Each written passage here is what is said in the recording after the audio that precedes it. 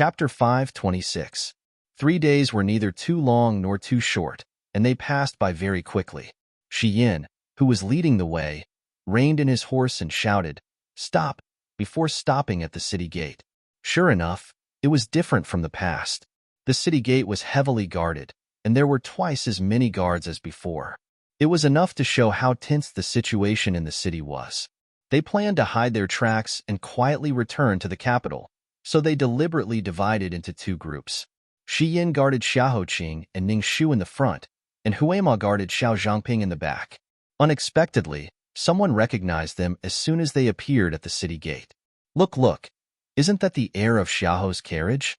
Although it's not as luxurious as the carriage of the prince's mansion, the guards on both sides are majestic. It can't be anyone other than the guards of the Prince of Nanping. I think so too. The rumors are right. Heir Xiahou has returned to the capital. The one sitting in the carriage behind must be Duke Ning's famous eldest daughter, Ning Shu. Come and see. Come and see. The people at the city gate quickly gathered. Some of them were not in a hurry to leave the city and stood aside to watch the show. In the carriage, Xiahou Qing secretly frowned and rubbed his fingers back and forth. In the crowd, Tan Siwei, who did not have time to take off his official robe, squeezed out as a spectator. He greeted the guards at the city gate and personally went to the front of the carriage to welcome them. Heir Xiahou, you've had a hard journey. I specially came to welcome you. Xiahou Qing ordered Jiuxi to lift the curtain and welcome Tan Siwei into the carriage. He was too lazy to be mysterious. He directly hung the token of the Prince of Nanping and drove the carriage into the city. Like a spark falling into dry grass, the news of Ning Shu, the eldest daughter of the Ning family, came back from the dead, and Xiahou Qing, the heir of the Prince of Nanping, suddenly returned to the capital, spread through the streets and alleys. In the crowd, Tianwen silently pulled down the straw hat on his head and walked into the deep alley with a load on his shoulder. In the carriage, Xiahou Qing and Tan Siwei sat opposite each other. Xiahou Qing nodded slightly. Thank you for waiting, Xiaoqing Tan. However, in just a few days, Tan Siwei, who once had a baby face, lost his childishness in a very short period of time after leaving the guidance and protection of his father and brother.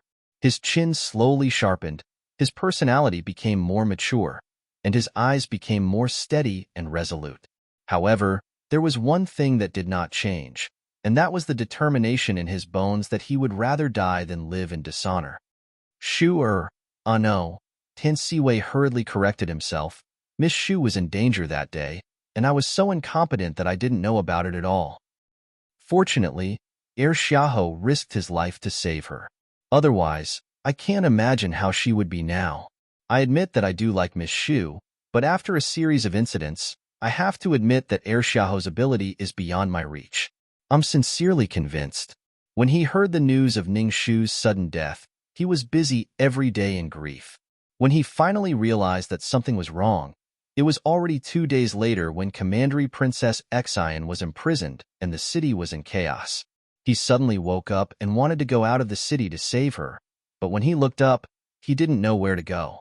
It wasn't until a few days later when he received Xiahou Qing's secret letter that he felt relieved.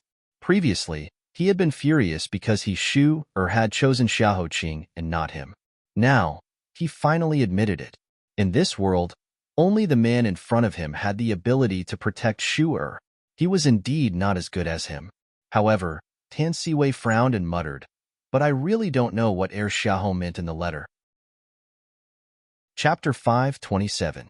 With the appearance of the fourth plum blossom petal, Xiahou Qing's poison acted up more and more frequently. He clearly felt as if there were ants and insects in his organs eating his flesh piece by piece, making him unable to sleep at night. At the same time, he also clearly felt that the hearing he had painstakingly cultivated after losing his sight was gradually being eaten away. He knew that there was not much time left for him.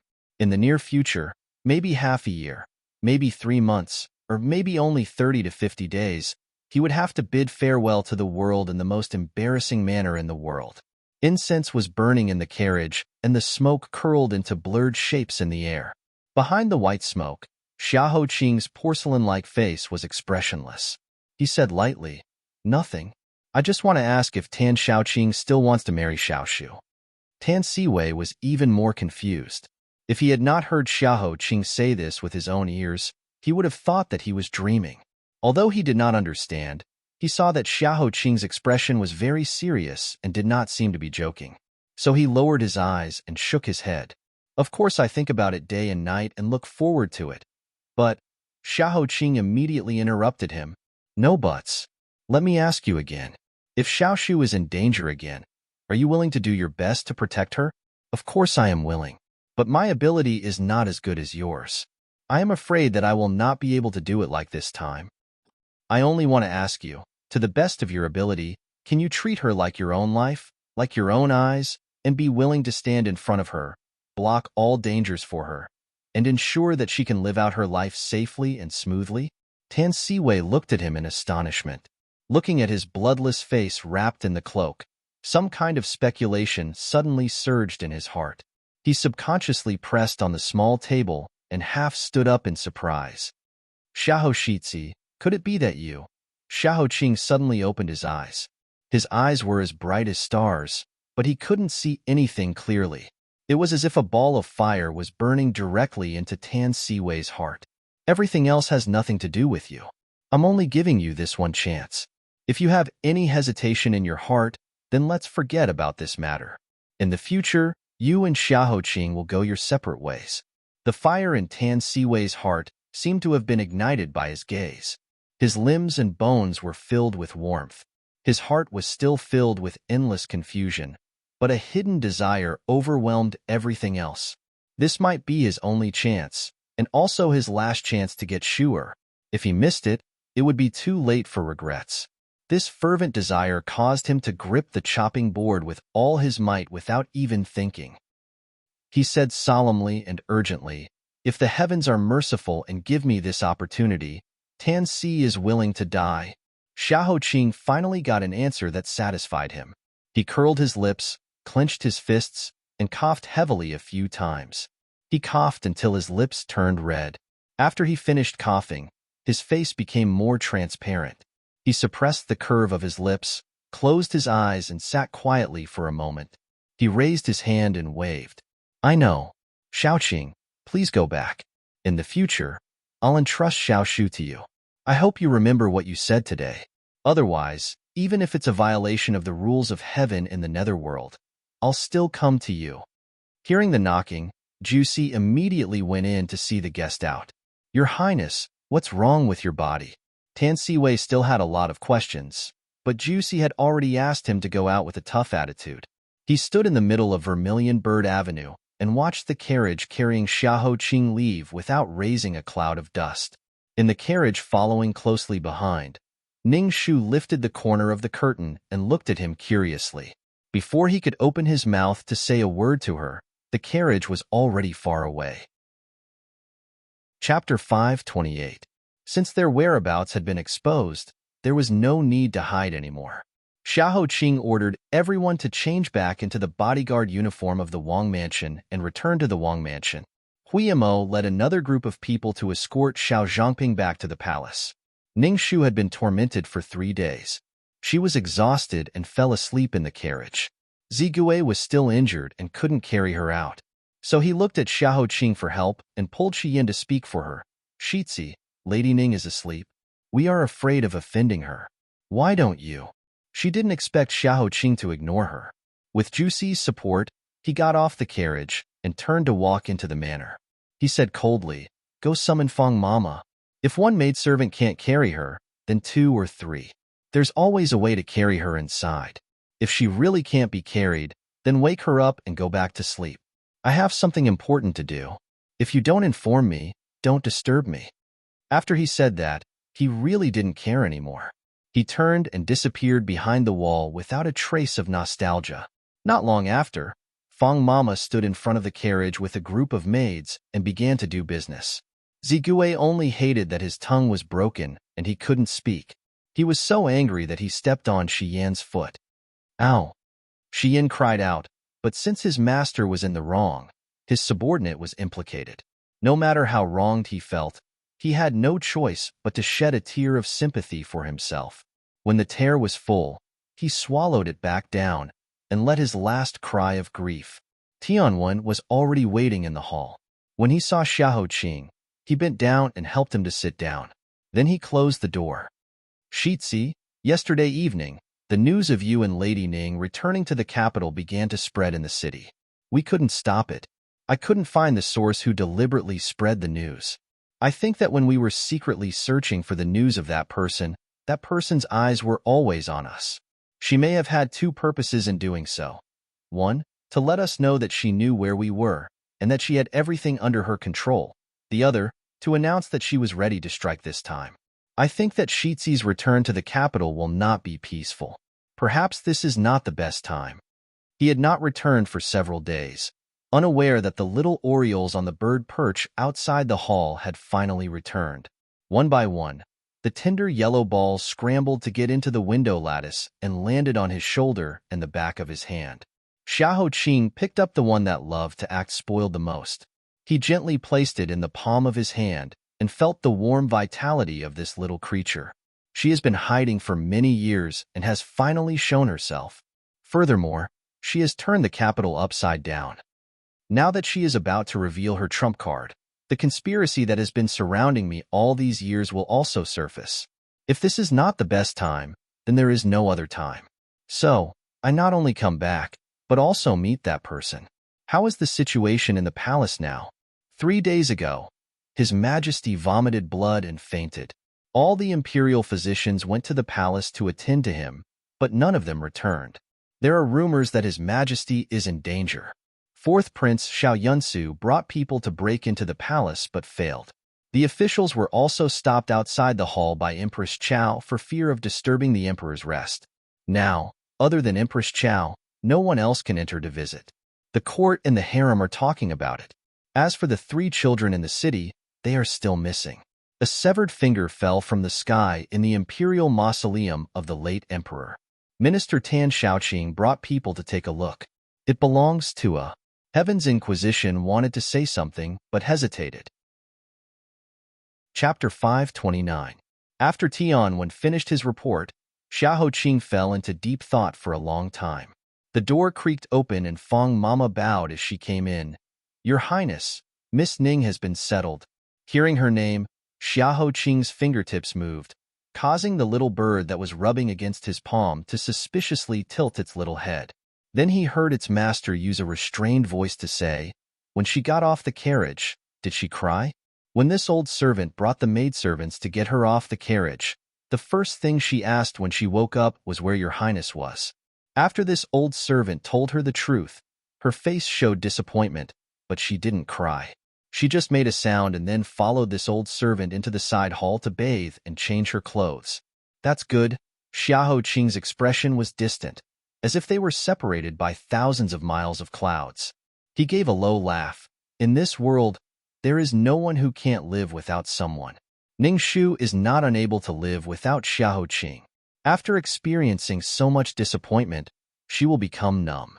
In the future, she will become more and more used to living without me. This is very good, very good.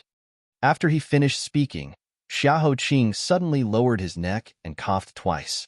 Fang Mama quickly took a handkerchief to serve him, but when she saw the dazzling red color on the snow-white handkerchief, she was shocked. Even the little bird was scared away by the dazzling sweet smell. Fang Mama said, Your Highness. Xiahou Qing was used to it and didn't take it to heart. It's no big deal. Go tell the small kitchen to prepare a few dishes that she likes to eat and send them over. She has been throwing tantrums for the past few days and hasn't had a good meal. She should be able to eat today. You guys watch from the side and don't let her eat too much. Her stomach can't take it. That's right. Add 2 more dishes that don't suit her taste and send them over. Don't let her think too much. Don't forget to boil the medicine she drinks on time and send it over. In short, Fang Mama, I'll leave her to you. Fang Mama had watched him grow up. For a moment, her heart felt like it was being twisted by a knife. She couldn't hide her grief. Your Highness, what are you saying? This is this old servant's duty. But why does your Highness want to do this? Although the poison is overbearing, it's not impossible to cure it. Didn't they hear that the young master of Imperial Censor Yun had come back to life a few days ago? Now, He's studying and cultivating in his hometown. Your Highness, you will definitely get better. Xiahou Qing was noncommittal. He changed the topic and asked, have you ever fished before? Fang Mama didn't understand what she meant. She turned around and wiped her tears. I've fished once or twice. Xiahou Qing nodded. Anyone who has fished before knows that if you want a fish to take the bait, you have to prepare the freshest fish worms and then release the long line. After a long and patient wait, you can catch the big fish in your mind.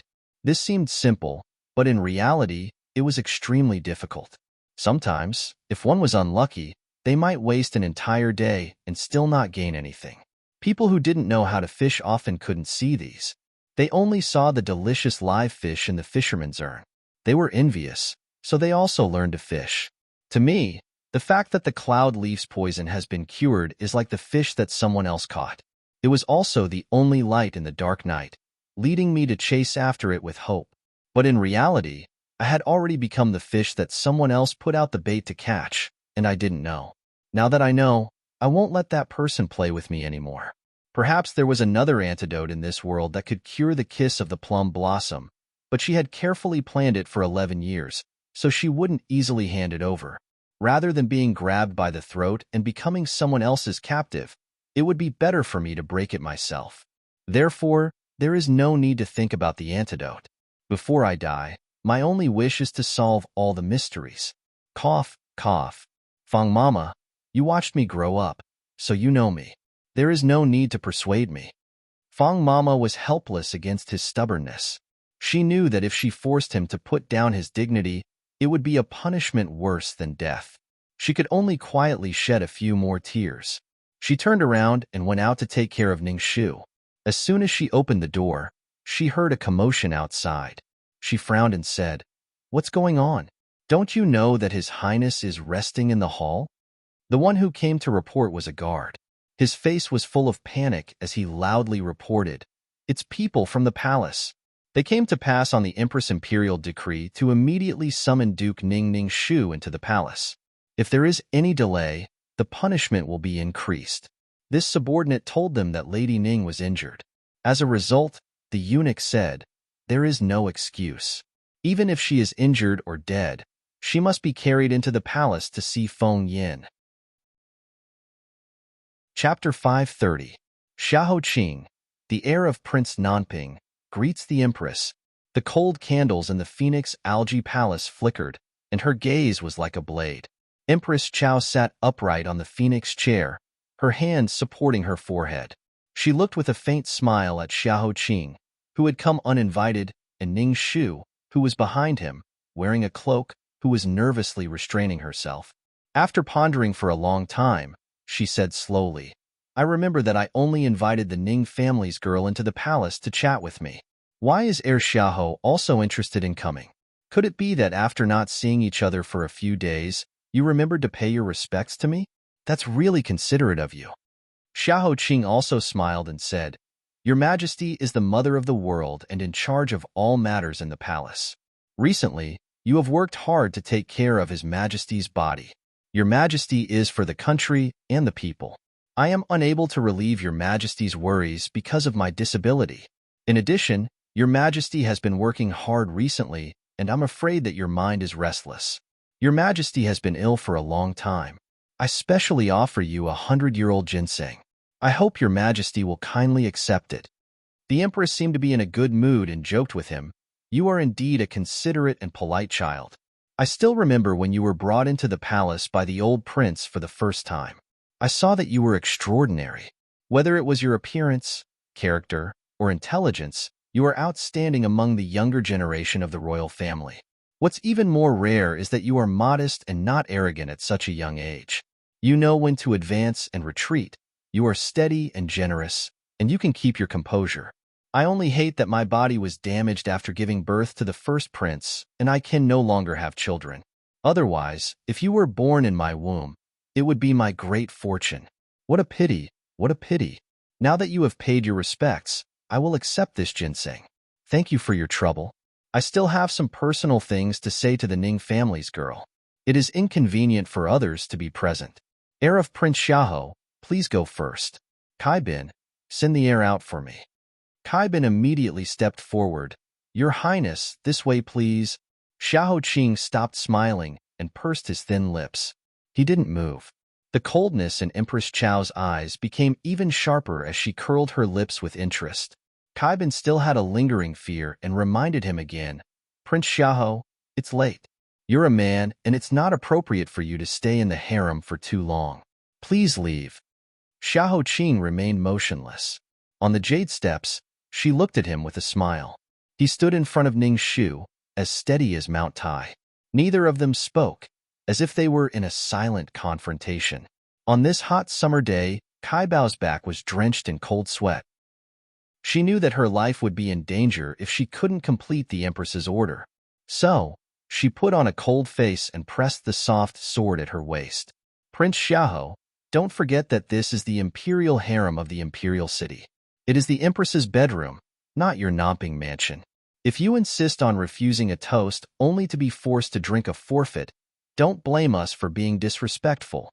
The cold light of the soft sword was about to appear. Juicy silently took a step forward, his eyes like an eagle's. Xiahou Qing didn't budge an inch. He pulled Ning Shu behind him and said in a low voice, Today I came with her, so I'm going to take her out with me. Your Majesty, please enlighten me. Empress Chao couldn't help but clap her hands and laugh. Haha, look, I just praised you for being calm and composed. I didn't expect that you couldn't hold it in after a while. You're still a young man, proud and arrogant. It's just that. After the Empress finished laughing, her face suddenly turned cold. She slapped the phoenix chair and said angrily, I only asked her to stay for a few idle words. Are you afraid that I'll harm her? Xiahou Qing, how dare you? That kind of pressure and that kind of anger made even Ju Si, who was used to the battlefield, feel his throat stop and his heart tighten. He truly felt that the Empress, who was almost 50 years old, had a graceful appearance, and was used to smiling in front of others, was so terrifying. It wasn't hard to imagine what would happen to those who dared to offend her. Hearing that the Empress was furious, a row of palace maids immediately gathered in a well-trained manner and surrounded the three people. The scene was on the verge of erupting. Ning Shu was injured, and Xiahou Qing's poison had flared up. Only Ju Si could fight. There was no chance of victory if he fought one against many. Ju Si's mind raced as he desperately tried to think of a way to use his life to ensure that the heir apparent could safely leave the palace. He heard Xiahou Qing slowly open his mouth and say, Neither servile nor overbearing, Your Majesty has been forced into a difficult situation this time. It's as if a sword is hanging over your head. My insistence on staying is not to offend you, but to help Your Majesty. If Your Majesty isn't willing to accept my kindness, you can cut off my head to appease the anger in your heart. I am a person who is about to die. I just don't know if Your Majesty is willing to part with this great world. Chapter 531. Everyone thought that Xiahou Qing, the crown prince of Nanping, was like a broken blade that had sunk into the sand after being blinded. He was no longer as glorious as he used to be. All they could see was the bleakness on his lonely scabbard. Who would have thought that once the scabbard was pulled open, the broken iron was reforged and the silver blade inside was sharper than before? Empress Chao's face darkened. She picked up the cloak and walked down the jade steps step by step until she was in front of Xiahou Qing. She narrowed her eyes and said, Are you threatening Ben Gong? In front of Xiahou Qing's eyes was still that black embroidered brocade. On the surrounding golden pillars that reached the sky, cranes bowed their heads with red wax in their mouths. When they shone on Xiahou Qing's face, it was calm and steady, like an unmoving jade mountain that had stood for thousands of years. Empress is wrong. Qing is making plans for Empress. The Empress was dressed in a golden phoenix robe and was exceptionally dazzling in this magnificent palace. With the help of the palace servants, she seemed to be playing around in front of Xiahou Qing and Ning Shu. What a plan. You and this girl of the Ning family are indeed fated. Even your words are on the same side. You say that I was forced into a dilemma. How come I didn't know? Xiahou Qing slowly said, Empress knows and feels deeply. That's why you hurriedly summoned Ning Shu into the palace as soon as you received the news that we had returned to the capital. It was to solve Empress' urgent situation, wasn't it? Although Qing hasn't been in the capital recently, I have heard of what happened. Starting with the book in the fish belly and the female lead, Han Wang, to the collapse of the imperial mausoleum and the lotus bloodletter, and then the disappearance of the children in the city and the reappearance of the bloodletter. Everything seemed to be directed at the eldest princess and Duke Ning. But in reality, the true goal was you, Empress. Empress Nyang. You probably have two purposes for summoning Ning Shu into the palace tonight. First, you suspect that this is all because Princess He Xian has been imprisoned and is in danger. In order to save themselves, Duke Ning's Fu has directed another play and dragged Empress Nyang into the fire in an attempt to use an even bigger disaster to avoid their punishment. And these days, you tried every possible way to make Princess He Xian tell the truth. So when you heard that Ning Shu was not dead, you became angry and wanted to detain her. You wanted to use Princess He Xian's most beloved daughter to pry open her mouth and punish her to vent the anger in your heart. Secondly, you know Ning Shu's ability very well. That day when the imperial mausoleum collapsed, the blood lotus fell from the sky. In fact, this kind of unimaginable strange thing, although it sounds mysterious and can cause people to be lost in fanciful thoughts, to the majority of the people, as long as it doesn't affect their lives, it's just another topic to talk about after a meal. After passing it on, there will be a day when it stops. Nyang has many capable people at her side, so she naturally has a way to deal with this. But what no one expected was that 3 children were lost in the capital, instantly touching the pain of the people's skin. This made this matter turn from a strange story into a huge mess. Although Qing's eyes were busy, she could see that although the capital looked like it was under control and no one was rioting, the inside was already a mess. The officials were disloyal, the people were boiling, and the princes were restless. A great change in the country could happen at any time. It could happen sooner or later, but it was unavoidable. No one knows better than you that if this case continues to happen, the grievances of one person will become the grievances of 100, 1,000, 10,000 people. When that time comes, even if Nyang has the ability of a martial emperor, it will be difficult to reverse the situation. If you want to control the situation as quickly as possible, there is only one way. Solve the case of the missing children and use the grievances of the people to clear Nyang's name. And the only person who can help Nyang is Ning Shu. There is no one else. Chapter 532. Xiao Ho had always known that Xiahou Qing was extremely intelligent, but when all her thoughts were exposed, she still couldn't help but feel a little scared. In an instant, a hidden killing intent rose from the bottom of her heart.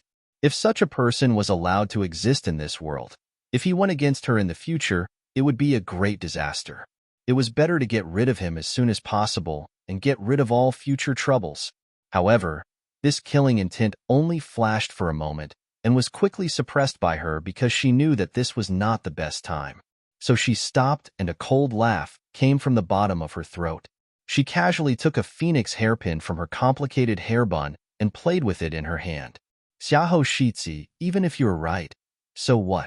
That's exactly what I'm planning to do. Don't tell me you're going to stop me? In order to save themselves, the Ning family dared to extend their hands to me, causing the current situation. So what if I kill the entire Duke's manor? If Ning Shu is obedient and plays this show with me to solve the case of the missing children, maybe I can leave her mother's body intact. If she is not willing, then let her hold her 5-year-old brother's body and die with him. As expected, the Empress didn't plan to let Ning Shu walk out of this palace door in one piece from the beginning. Xiahou Qing's face tightened, and he spoke faster. It was like a jade hammer striking against a bell, and his voice was deafening. Have you ever thought that this case wasn't done by the Ning family? Instead, it's a trap that's been painstakingly planned to kill 3 birds with one stone, using one person's life and the safety of 3 children to plot against 4 forces. Even if the Ning clan really had the guts to do this, by choosing to frame the imperial concubine, not only would they not be able to resolve their current situation, they would instead add another enemy that the Ning clan could not contend against. Even the stupidest person in the world would not choose to do such a suicidal thing. So, Your Highness, you have fallen into a trap. The person who framed you wasn't the Ning family, but your common enemy. As Xiahou Qing spoke, he judged Xiao Ho's reaction. From her sudden stop in her breathing, He could tell that she had clearly heard his words. He then continued, "That person is like a spider weaving a web in a cave, silently pulling all of you into his monstrous web." In this series of big cases, King Ku, Princess Royal, the Ning family, and the Empress, the mother of the world, none of them benefited. They were all losers. In the end, they made you suspect each other.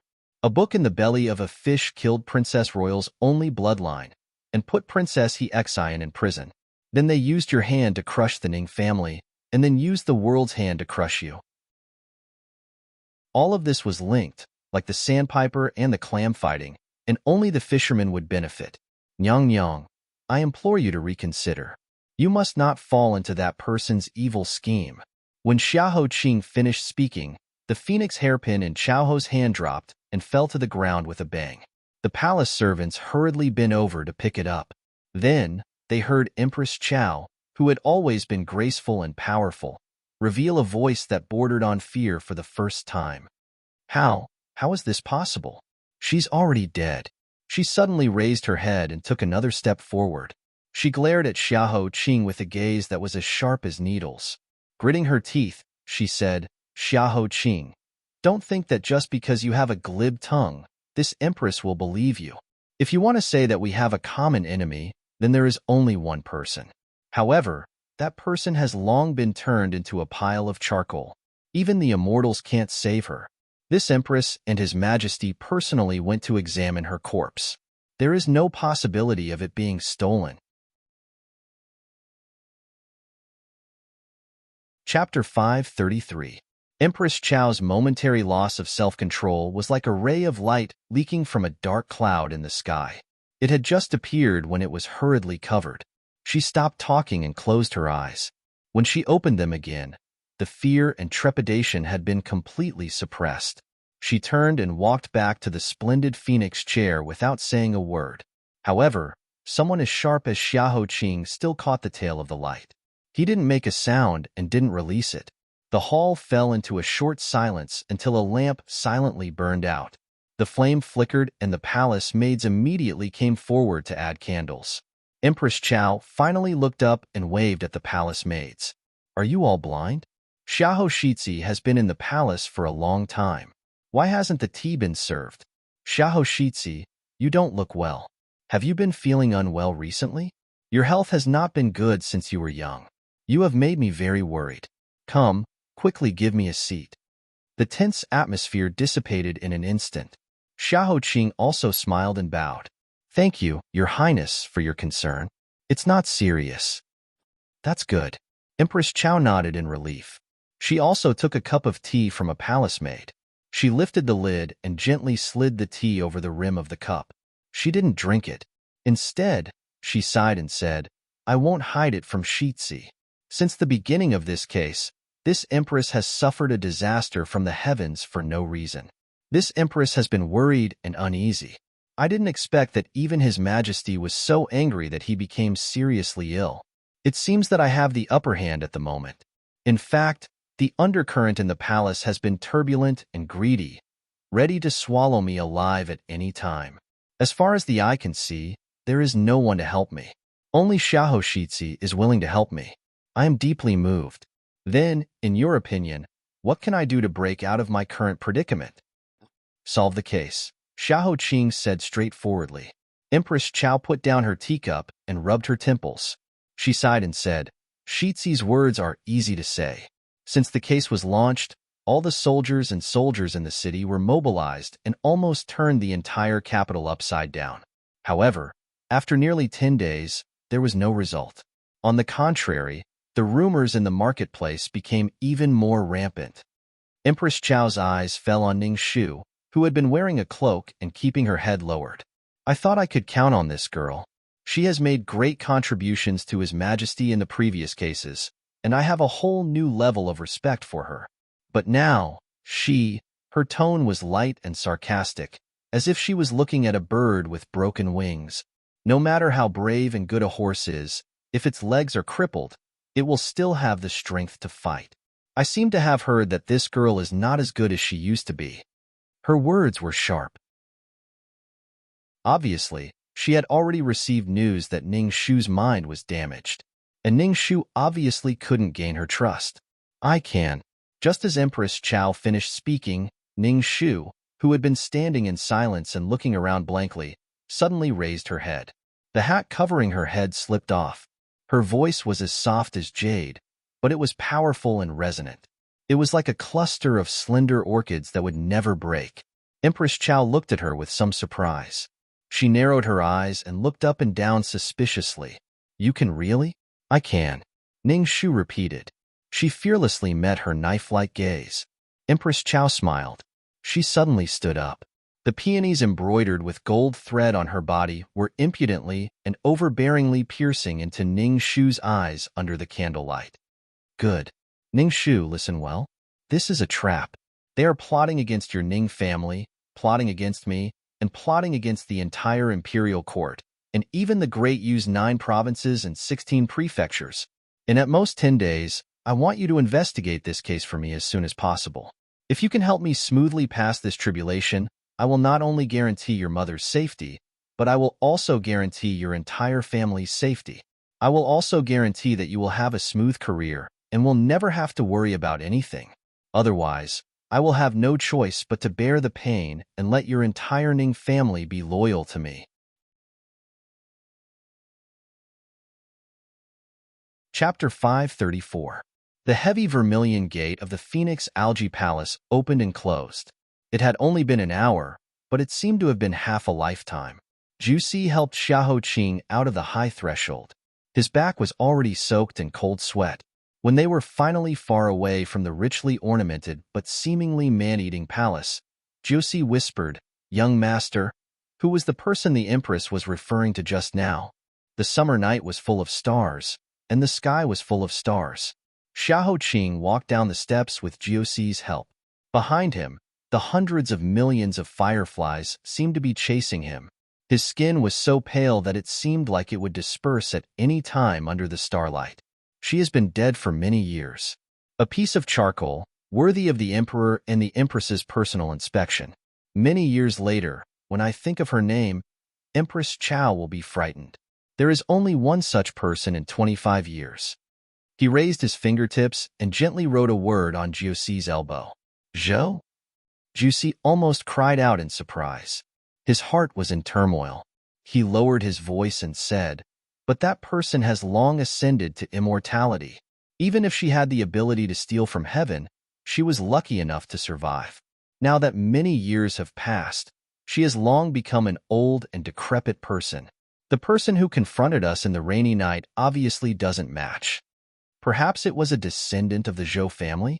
In the past 20 years, the court had never stopped strangling the descendants of the Zhou family. The century-old giant family disappeared overnight.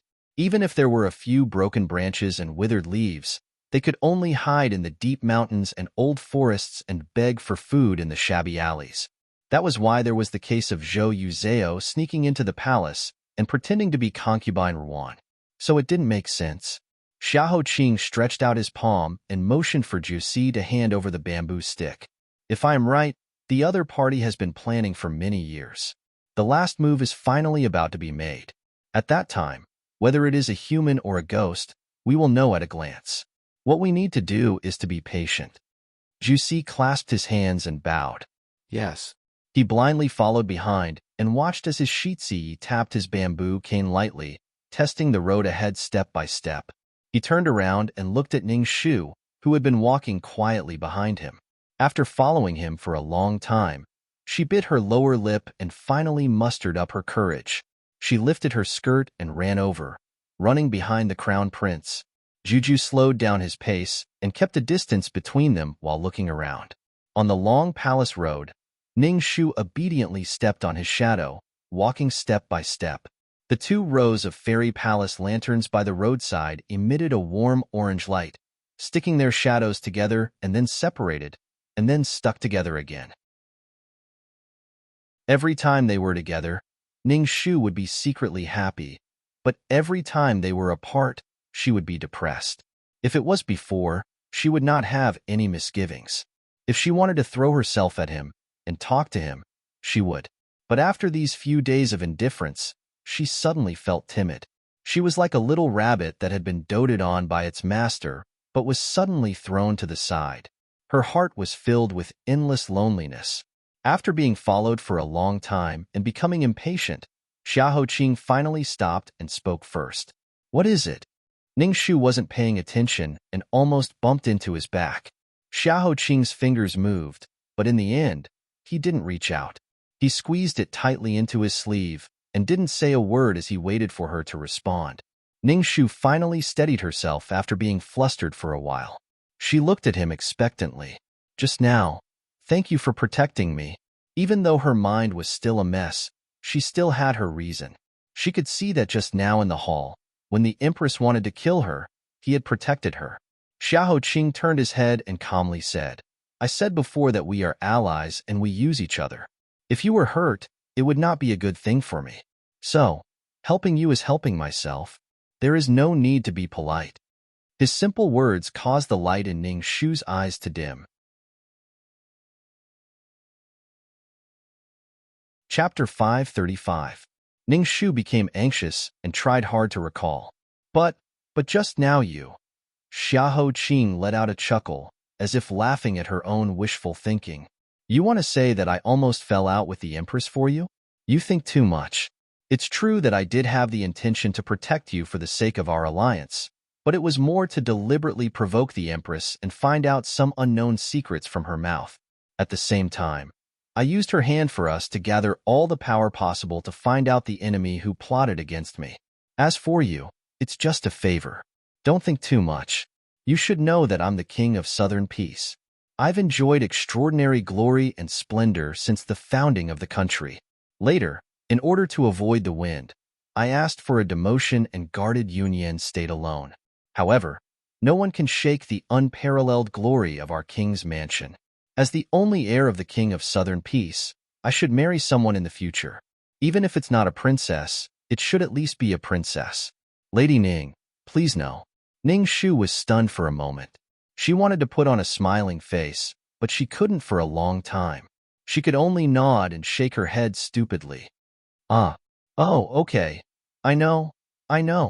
Xiaoqing's palms trembled violently in his sleeves. He raised his head and inhaled a mouthful of hot air. "How do you feel now?" Ningxu said gloomily. "I'm quite good." Xiaoqing said, "In that case, you should return to the Duke's mansion. Being closer to your family will help you recover your memory sooner. If you encounter something I can help with during the investigation, send someone to inform me. After all, we're an alliance that benefits each other. Juicy, we should have reached the palace gate in front, right?" Juicy stepped forward and followed. "Yes, there's still more than 10 feet. Xiaoqing coughed softly and said in a businesslike manner, "We came in 2 carriages. I don't feel well. Accompany me back to the mansion first. Leave 2 people to send Lady Ning off.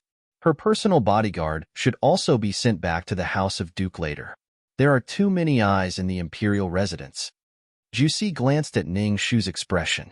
The light in his eyes swirled like a pool of water, but in the end, he couldn't say anything. He bowed and answered, "Yes." He helped Xiaoqing out of the palace and into the carriage.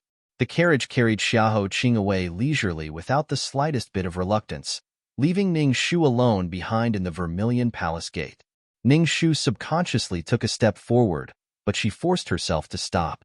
Her long eyelashes fluttered as she hugged herself and squatted on the ground. In the carriage, Xiaoqing clenched his fists, forcing himself not to be soft-hearted and not to hesitate. That was why he didn't order the carriage to stop. The edge of the finger bone in his palm pierced deeply into his flesh. He used the pain to help him keep his mind clear. He leaned against the carriage and said hoarsely, "Leave 2/3 of the men behind to protect her. If there's even the slightest movement, immediately report to me." Juicy withdrew his gaze and said in a low voice, 2/3? Isn't that too much? Right now, Lord Morong has also fallen into a trap. Someone can harm you at any time. With just a few subordinates, we cannot guarantee your safety. Lord Morong's heart is tied to Miss Ning. This subordinate can understand, but you completely disregard your own safety. Forgive this subordinate for not being able to agree. My safety? Xiahou Qing said self-deprecatingly. Juicy, you're thinking too much. The fourth plum blossom petal on my neck didn't come earlier or later. It just had to appear now. This is already the biggest threat to me. In this world, other than it, what else can hurt me? Therefore, even if I set up an impenetrable defense around me, when it's time to die, no one can stop me. It's a waste to leave these men by my side. However, if they stay by her side, when I feel at ease, I might be able to live a day or two longer. Juicy, do you also want to disobey me? Heir apparent.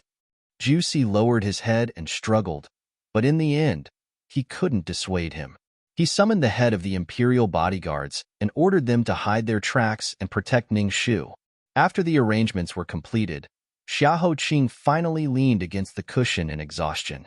His voice was hoarse as he asked, "Did she cry just now?" Juicy was silent for a moment before saying, "It seems like she cried."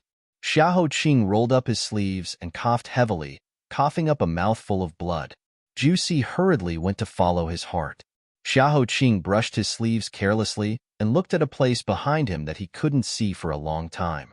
He stared until the moon was cold and the stars were sparse. Only then did he mock and hurt himself.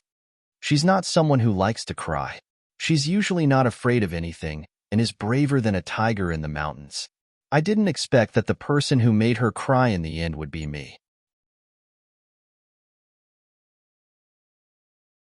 Chapter 536. Inside the palace, on the high platform behind Ningxu, a man in a scarlet cloak looked at her curled-up figure. The veins on the back of his clenched fists popped out. He could no longer suppress himself and slammed the railing, turning to go down the steps. A masked woman wearing a guard's armor suddenly appeared and reached out to stop him. "Your Highness, you can't go over. Could it be that you've forgotten what Her Highness told you?" Xiao Yuni looked down and glared at her coldly, as if he wanted to tear her apart. "You also stopped me like this the night she got into trouble. Now you want to use the same reason to stop me again? Get out of my way." Fei Wan was pushed away and hit the railing heavily. She did not bother to check her injuries and knelt on the stone steps in front of him. She stretched out her hands and said sincerely, "You can ignore Her Majesty's advice, but what about your throne? Don't you want it anymore? You have endured hardships for nearly 20 years and finally have the opportunity today. Now that His Majesty is in danger and the Empress is in a difficult situation, she is afraid to take action. She has no children, and you are her last chess piece to protect herself.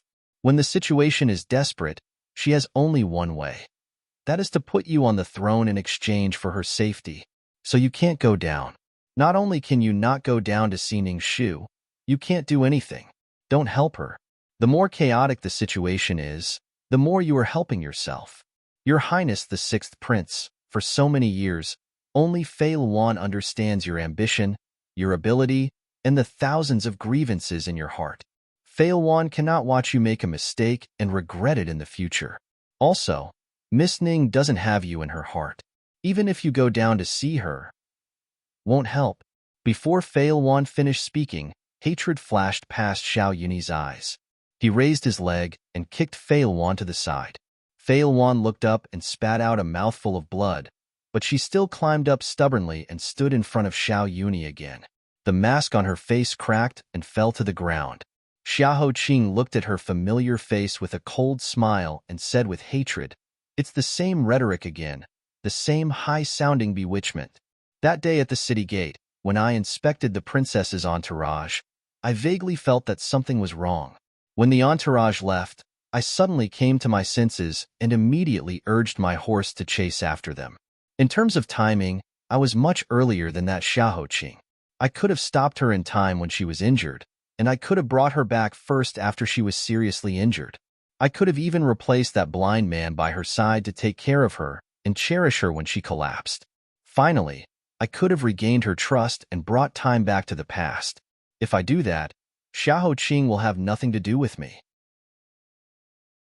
She and I could have started all over again, but you ruined it all. That year, when this prince went out on a campaign to wipe out the bandits, your entire family was killed by the bandits. You were the only survivor. I saw that your appearance was somewhat similar to Shu Er's, so I was moved to love the house and its crow. Thus, I saved your life from the bandit swords. I didn't keep you because you were you, but because you are like her shadow. When this prince took you in, I told you that your life will belong to me from now on. If necessary, I will let you die in Shu-Er's place. However, you had thoughts that you shouldn't have. What could it be that you want to replace Shu-Er as this prince's princess? You want to be the future Phoenix Master of the Great Yu dynasty? The blood drained from Wan's face, and her lips trembled violently. 2 streams of tears slid down her face as she said, Your Highness the 6th Prince, Wan admits that Wan does have feelings for you. I know that my body is like grass, and even standing by your side is my greatest wish. However, Wan had no other choice. That day at the foot of Flame Breath Mountain, I saw with my own eyes that my parents and brothers had their throats slit by the bandits and were hung above the forest of corpses. I saw their blood dripping down like rain, and I saw them reach out to me, wanting me to save them. It was as if they didn't want me to be left alone in this world to be defiled by those beasts. However, I had no other choice. I was like a piece of meat on a chopping board whose limbs were twisted off, allowing those beasts to tear my clothes. I wanted to. At that time, I even had thoughts of dying. I was about to bite my tongue to commit suicide, but it was your highness who rode a red horse and wore a scarlet cloak to pierce through that beast's throat. However, I also know that I am just a piece of mud under your feet, a blade of grass on the ground. I am not worthy of you, so I never dared to have such extravagant hopes. The reason I stopped you was not because I had selfish thoughts, but because of you.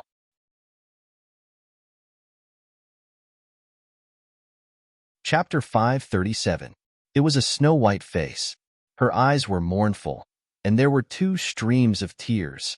Her facial features were extremely similar to Ningxu's, and because of his kick, the owner of this face was heavily injured. Blood flowed from the corner of her mouth. But even so, she was still trying her best to plan for him.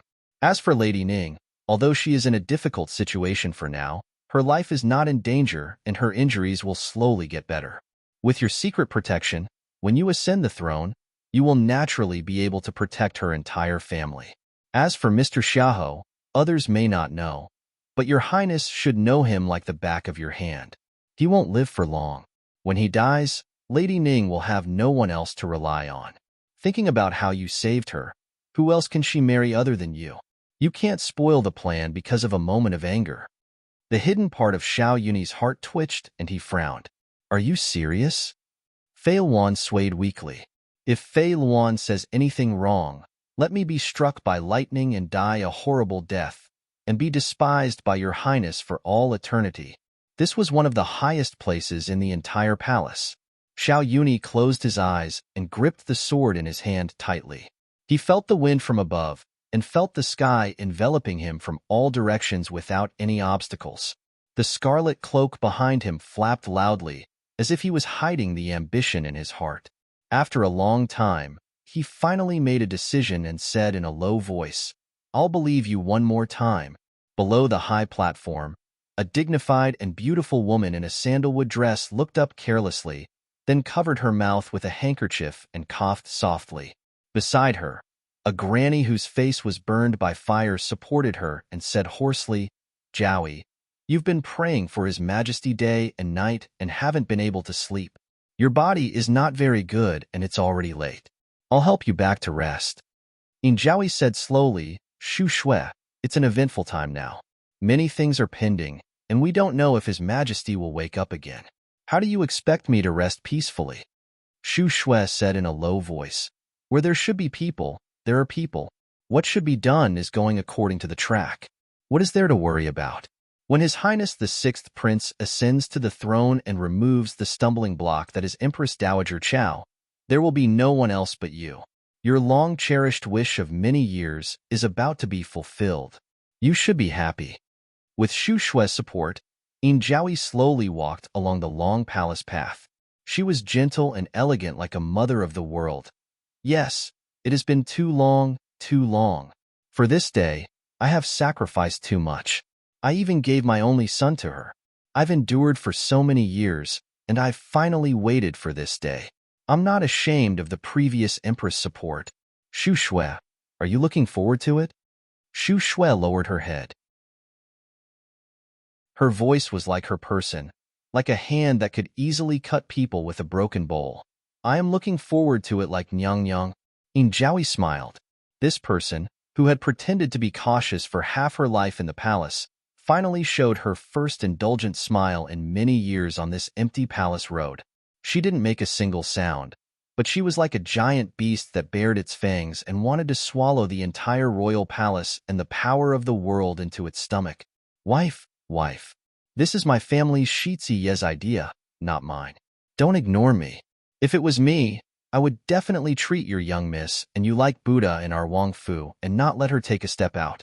But I can't make the decision, good wife. I'll apologize to you. As soon as the carriage stopped in front of the palace gate, Shi Yin hurriedly followed Zigui's footsteps, bowing and apologizing all the way. In return, Zigua rolled his eyes at him and scolded him. Get lost? His ferocious attitude seemed to say that if Shi Yin said one more word, he would take a knife and cut him into pieces. That posture, no matter how thick-skinned and bold Shi Yin was, he shrunk back in fright. He watched as she went forward with heartache to help Ning Shu, who was squatting at the palace gates, into the carriage. She didn't want the people of the Wang Fu to drive the carriage. With a whip, she sent them all away and drove the carriage away herself. Shi Yan's eyes were filled with tears. He ate 3 li of dust and still didn't get Zigui to turn back. He held his head in grief and squatted on the ground, wanting to cry but having no tears. Chapter 538. It's Eldest Mississippi. That's great. Eldest Miss is back. Eldest Miss is back. Ning Shu had just gotten off the carriage. The originally gloomy house of Duke seemed to have finally seen a glimmer of hope. The whole house was in an uproar. When Forsythia saw Ning Shu, she couldn't help but cry emotionally. Even Madame Yang and the others, who were originally not on good terms with the second branch, wiped their tears and hurriedly greeted her. Oh, Shu girl, Auntie is finally waiting for you. If you didn't come back, I'm afraid that the hundreds of people in our house of Duke would really be finished. Ning Diun didn't even have time to change his boots. When he heard the servant's report, he hurriedly rushed over. After carefully sizing up Ning Shu and confirming that she was fine, his wrinkled eyes twitched. The man who had always been indomitable had his eyes silently red. He clenched his fists. Good child. It's great that you're fine. As long as you're fine, father and your mother don't need to be afraid of anything.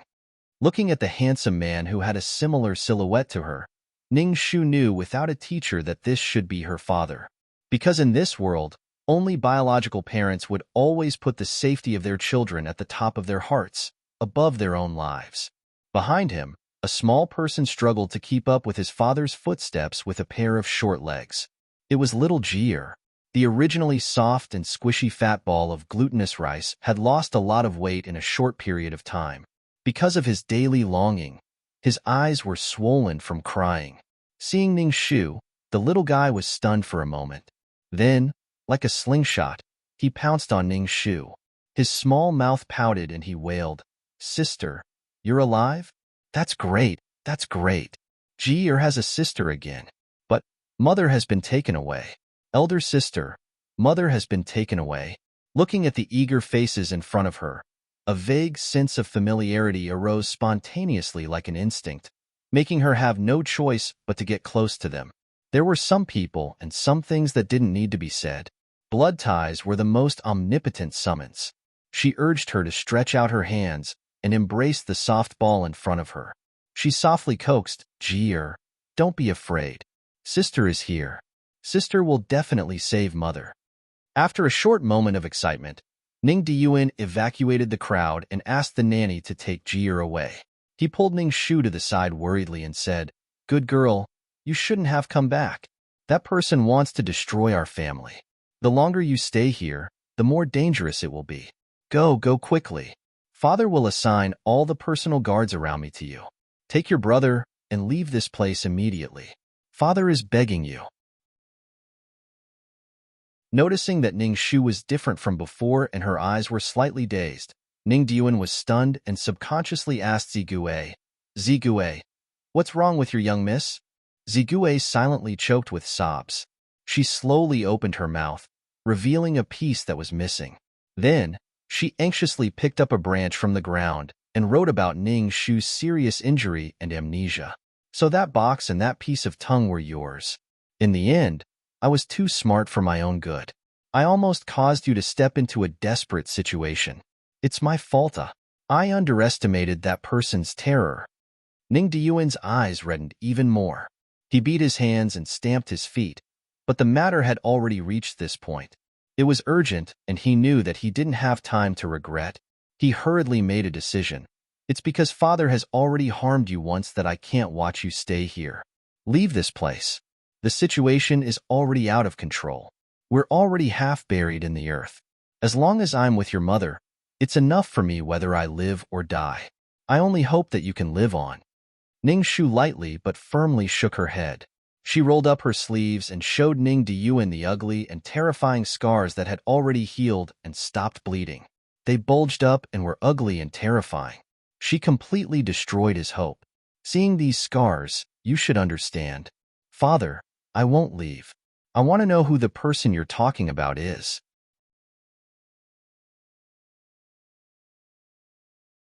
Chapter 539.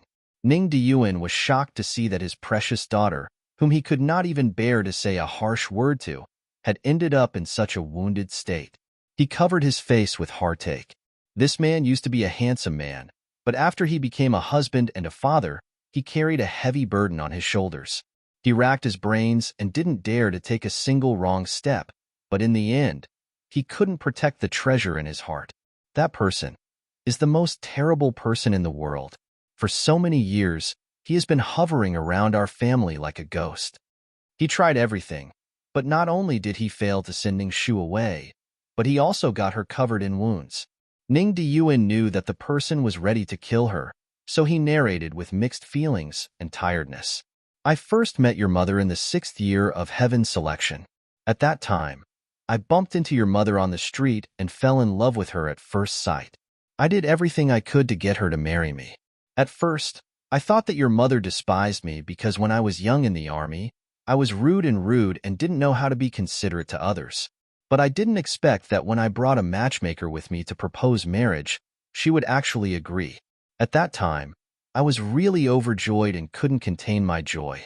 I decided on the spot that I would do my best to give your mother the best and most lively wedding. Only then would she be worthy of the best enchanting in the world. Ning Diyuan slowly narrated, as if he was immersed in his memories. The smile on his face was joyful and painful. Because our house of Marquis was rich and Xian was also a commandery princess personally conferred by the late emperor, I did not break my promise. That day, I rode a tall horse and brought your mother's wedding sedan chair. 10 miles of red wedding, flowers everywhere. The common people who came to watch the wedding were so packed that not even a drop of water could trickle through. Everyone exclaimed in admiration. This was definitely the most enviable wedding in the past 10 years. I think so too. Your grandfather, your grandmother, and even your mother smiled like spring flowers when they were performing the wedding ceremony. I thought that waiting for us would be the sweetest and most beautiful life. I didn't expect that on the first morning after we woke up as newlyweds, there would suddenly be a dark red wedding letter next to the 2 burnt-out wedding candles in our new room. There was only one word written on it, and there was a pungent smell of blood. I've killed people on the battlefield, so I know that it's human blood. Ning Shu's heart tightened, and her brows wrinkled. Just when she entered the residence, she met hundreds of servants and guards. How could an ordinary person sneak in? Moreover, it was a newlywed's wedding room. For the sake of auspiciousness, there would be many guards around. In addition, her father had also fought on the battlefield. For a person to be able to quietly sneak in and do such a thing right under his nose, it was frightening. Ning Diyuan continued, your mother has always been timid, and we were newlyweds. I didn't want to frighten her, so I secretly hid the congratulatory letter and secretly investigated it. However, I searched the entire manor from top to bottom and couldn't find the slightest clue. In those few months, there was also no second strange incident. Although I had doubts in my heart, I also felt lucky. Perhaps that person had a grudge against me in the past, and after threatening me on the night of our wedding, he might have given up at that point. I observed for another half a year. As usual, nothing happened, so I completely threw that matter to the back of my mind. After a year or two, your mother became pregnant with you. I was so happy that I almost wanted to flip the roof over. I immediately sent people to give porridge for 10 days to pray for you and your mother, and to protect you and your mother. I knew that your mother was afraid of pain and that it would be difficult for her to give birth. Therefore, during that time, I stayed by your mother's side and did not leave her side. I just watched your mother's belly grow bigger day by day, looking forward to the day you came into the world of the living. The heavens heard my pleas. You and your mother safely passed through the crisis. The entire residence was filled with jubilation. However, on such a joyous day, I did not expect that person to appear again. After your mother gave birth, she fell asleep for a while. When she woke up, she suddenly found that she was holding a piece of paper in her hand. This time, there were 4 words: "You rejoice, I grieve."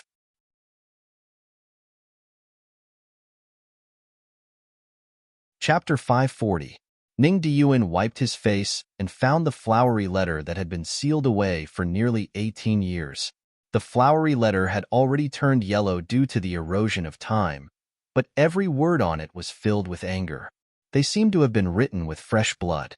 The blood was still hot, dripping down and seeping into the back of the paper bit by bit. It constantly clung to the thin paper, questioning, roaring, and cursing the outside of the paper. And there is a thick stack of words hidden under the paper. Ning Diyuan squeezed the scary and hateful things hard. It was from that day onwards that the invisible person haunted our house like a ghost, haunting us. Every time our family has a happy event, he will appear quietly and extinguish all the joy. No matter how many methods we have thought of and how many servants and guards we have placed around the mansion, we can't catch even a shadow of him. Over time, we don't even dare to announce the happy event, because every happy event ends in fear and intimidation. Your mother's body was originally weak, and after experiencing so many shocks, she even hurt her foundation. When she gave birth to your younger brother, she almost... But that person still refused to let us go, as if it was enough to force us to death. Your mother has asked me for many times to divorce her. In this way, that man may let go of the Ning family and only take revenge on your mother. But I have been with her for many years. How can I watch her in danger? I am worse than a beast. Seeing the back of Ning Diyuan's hand trembling violently, Ning Shu feels so sad that she can't breathe. Her nose is sour, and she holds her father's arm. Ning Diyuan raises his head and looks at his daughter, who is as beautiful and determined as an orchid. He raises his hand and tucks a strand of hair on her forehead to her temples. We have been hiding this secret all these years. The only time it was revealed in front of you was when you were 10 years old. That crazy Taoist broke into the gate of the mansion and publicly sentenced you to the death of 9 generations of your family. We know that it is useless. Even if we die, it is useless. That man wants our whole family to die, including you. What was even more frightening was that we didn't even know what he wanted to do. We were like flies that were being toyed with by him. Seeing that your 17th birthday was approaching, we were worried sick, and your marriage had not been settled. Therefore, after a long period of deep thought, I came up with this idea: to create a false impression that you had been killed and secretly send you away. At the same time, we also know that you have a clever personality, but you are the most stubborn in your bones. Once you set your mind on something, you will never turn back. You are exactly the same as me when I was young. If we tell you the truth, you definitely won't agree to leave the capital. So after I discussed with your mother, I made this decision. After you drank the special medicine, I had Pangue use a soul-controlling technique on you to send you safely out of the capital. Then I sent people to escort your grandmother and Ji out of the city in the second wave. Finally, I will meet you at the border of southern Yin Kingdom and live a peaceful life together with you while concealing your identity. However, who knew that when the plan was only half implemented, that man found out and almost killed you? Ning Diyuan raised his hand in self-reproach and slapped himself hard on the face, leaving 5 long fingerprints. Sure, it's daddy's useless.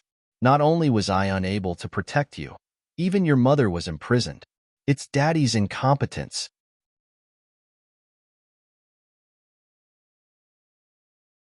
Chapter 541. Father.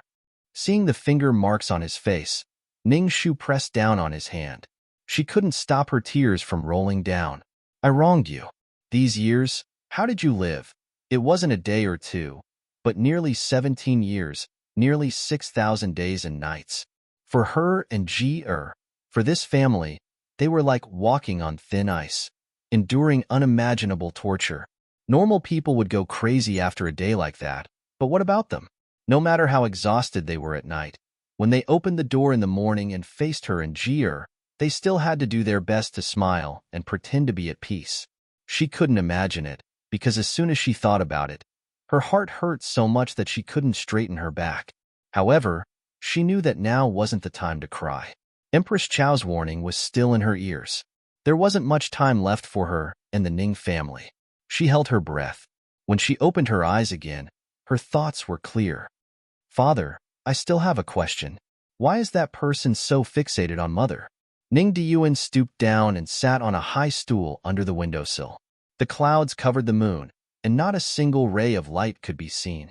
Only a corridor lamp outside the window swayed, casting a dim light on his dry lips. There is a secret that you may not know. Or rather, there aren't many people in the world who know that secret and are still alive. This has to be traced back to more than 20 years ago, when the present emperor hadn't ascended the throne and was still a nameless prince. There was a woman who the world called Empress Zhou. At the time, although I wasn't very old, I was already enlightened. I was very familiar with this Empress Zhou. She was really a strange woman. The previous emperor had 300 concubines in his harem. Young, beautiful, and talented, they were like carps in the river. But none of them had received the previous emperor's grand favor. To put it bluntly, the former emperor really wasn't a wise ruler. His throne hadn't been won by him through painstaking efforts. Instead, it had come from his mother, who was extremely scheming, and his uncle's family, who was extremely powerful. He was lazy and didn't like to govern the country. He left all the important matters of the country to the prime minister and assistant prime minister.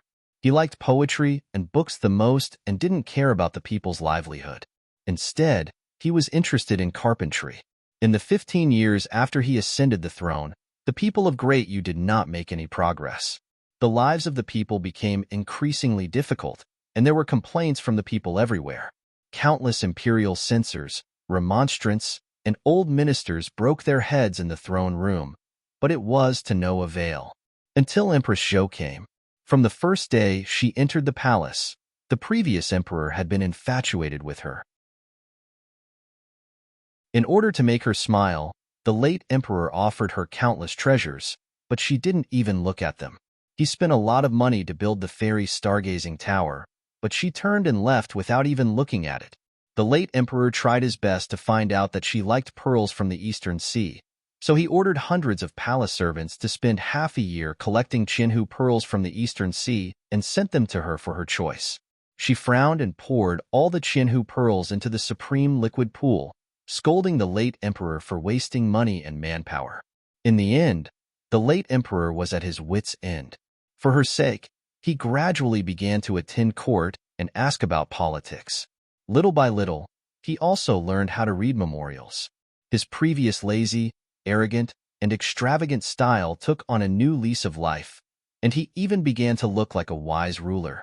Such a big change made all the civil and military officials, as well as the millions of people, overjoyed and praised him. Empress Zhou was the biggest contributor behind the scenes. However, there were also many people who were secretly worried. Empress Zhou was beautiful, but there would always be a time when her beauty would fade. As the saying goes, love grows when beauty declines. When she was no longer as beautiful as a flower, the previous emperor would throw himself into someone else's arms. Would this great momentum be gone forever? But it turned out that they were thinking too much.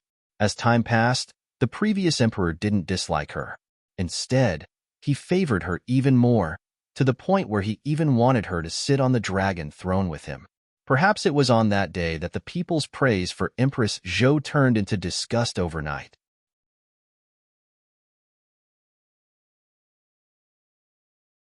Chapter 542. No one knows why Empress Zhou became like that. Ning Diyuan's face was filled with emotion. A magnificent, legendary, and terrifying picture scroll slowly unfolded with his voice. Perhaps the late emperor gave her too much power. Not only did he allow her to choose the world's treasures, but he also allowed her to interfere in court politics. He even allowed her to pass memorials. When she was 40 years old, the late emperor did not hesitate to spend half of the national treasury to build Phoenix Terrace for her, and ordered all the people of the city to come and pay their respects. Because the late emperor was getting older, the position of crown prince was still undecided. The court officials repeatedly mentioned it, but the late emperor blocked it on the grounds that he was waiting for the empress to give birth. Even after the late emperor passed the age of heaven, the empress was still unable to successfully give birth to a baby boy. The previous emperor could not withstand the pressure and finally decided to choose one of the princes. This prince was the one that the Empress of Zhou had strongly recommended. He was her elder sister who had passed away, the only bloodline left behind by the Empress of Zhou. He was also her nephew. This action was very similar to the Tang dynasty's Empress Wu several hundred years ago, preparing to steal the Li family's empire. The court officials were filled with righteous indignation. Opposing memorials floated to His Majesty's desk like snowflakes, but none of them entered the late emperor's eyes. Empress Zhou's power was already as great as a giant beast. It could no longer be blocked, and she disdained to hide it. The crown prince was like a sword in her hand. As long as he was in her hand, she could sit firmly on the empire. Over time, even His Majesty began to realize her ambition and gradually distanced himself from her. However, it was already too late. Xiaozhou had discovered his intentions and made the first move by feeding him poison, causing him to fall ill. That poison was extremely mysterious. It was colorless and odorless. Even the most brilliant imperial physicians were unable to diagnose it. The only thing that could be seen was a blood-red 5-petaled plum blossom quietly blooming on his neck. At that time, everyone was lamenting that the Great Yu's empire was about to change hands, and that the people were about to suffer. Who would have thought that Empress Zhou would suddenly become insane overnight? She killed the late crown prince with one slash of her sword. Then, she used the blood-stained sword to kill the hundreds of people in the Phoenix Algae Palace. She then lit a fire and burned the corpses into black charcoal. She was the only one alive, and was locked up in Phoenix Terrace by Jin Sheng's order. All the civil and military officials in the imperial court couldn't make up their minds on how to deal with this insane demon empress. After laughing crazily for a few days and nights, she lit another fire and buried herself together with the dazzling Phoenix Terrace. Since then, her time had finally passed. What has all this to do with your mother, you may ask? Actually, many of the secrets in this story were told to me by your mother before we got married. On the day of Empress Zhou's 40th birthday, your mother went with her father and brother to Phoenix Terrace to congratulate her. Empress Zhou once saw that your mother was born with exquisite features and that her 8 characters were extremely blessed, so she often summoned your mother into the palace to accompany her. Xiandi also often saw your mother in Phoenix Algae Palace, so he opened his golden mouth and said that this was the origin of your mother's Junju position. From the age of 7 to 10, your mother accompanied her in the palace for about 3 years until the day before the fire in Phoenix Algae Palace, when she suddenly fell ill and was sent out of the palace. By the time she recovered and woke up, it was already half a month later. She couldn't remember what happened during that time. However, your mother's temperament was gentle, and she stood aloof from worldly affairs. Other than this matter, I can't think of any other possibility. It was such a long story. By the time Ning Diyuan finished, his throat was already hoarse and he was filled with exhaustion. And the many doubts in Ning Shu's heart had finally reached the tip of the iceberg. However, Ning Shu couldn't imagine what kind of unimaginable weight was hidden under that tip of the iceberg. In any case, Ning Shu had personally shattered Ning Diyuan's idea of sending them out of the capital. He couldn't think of any other way and could only return to his room to rest under Ning Shu's persuasion. In the hidden room, only Ning Shu and Zigue were left. The two of them looked at each other silently. Afraid that Ning Shu couldn't see clearly, Zigue specially took out a fairy rabbit lantern and placed it in front of Ning Shu. Under the lantern light, Ning Shu's tranquil face stared unblinkingly at the thick stack of old papers in the box. After a moment of deep thought, she asked Zigue for a cup of tea. She dipped her finger into the light green tea leaves floating on the surface and then quietly sorted out her thoughts on the table. 25 years ago, Empress Zhou, the demon empress who brought disaster to the country, the late emperor was poisoned, and he suddenly went crazy when he was in power.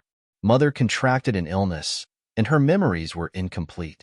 25 years later, the curses continued. A blood letter fell from the sky. The demon empress who brought disaster to the country, the present sage, was in a coma, and it was unknown whether he was dead or alive.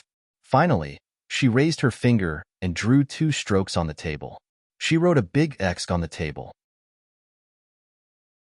Then, she slowly and solemnly wrote the last 3 words behind the X. Why?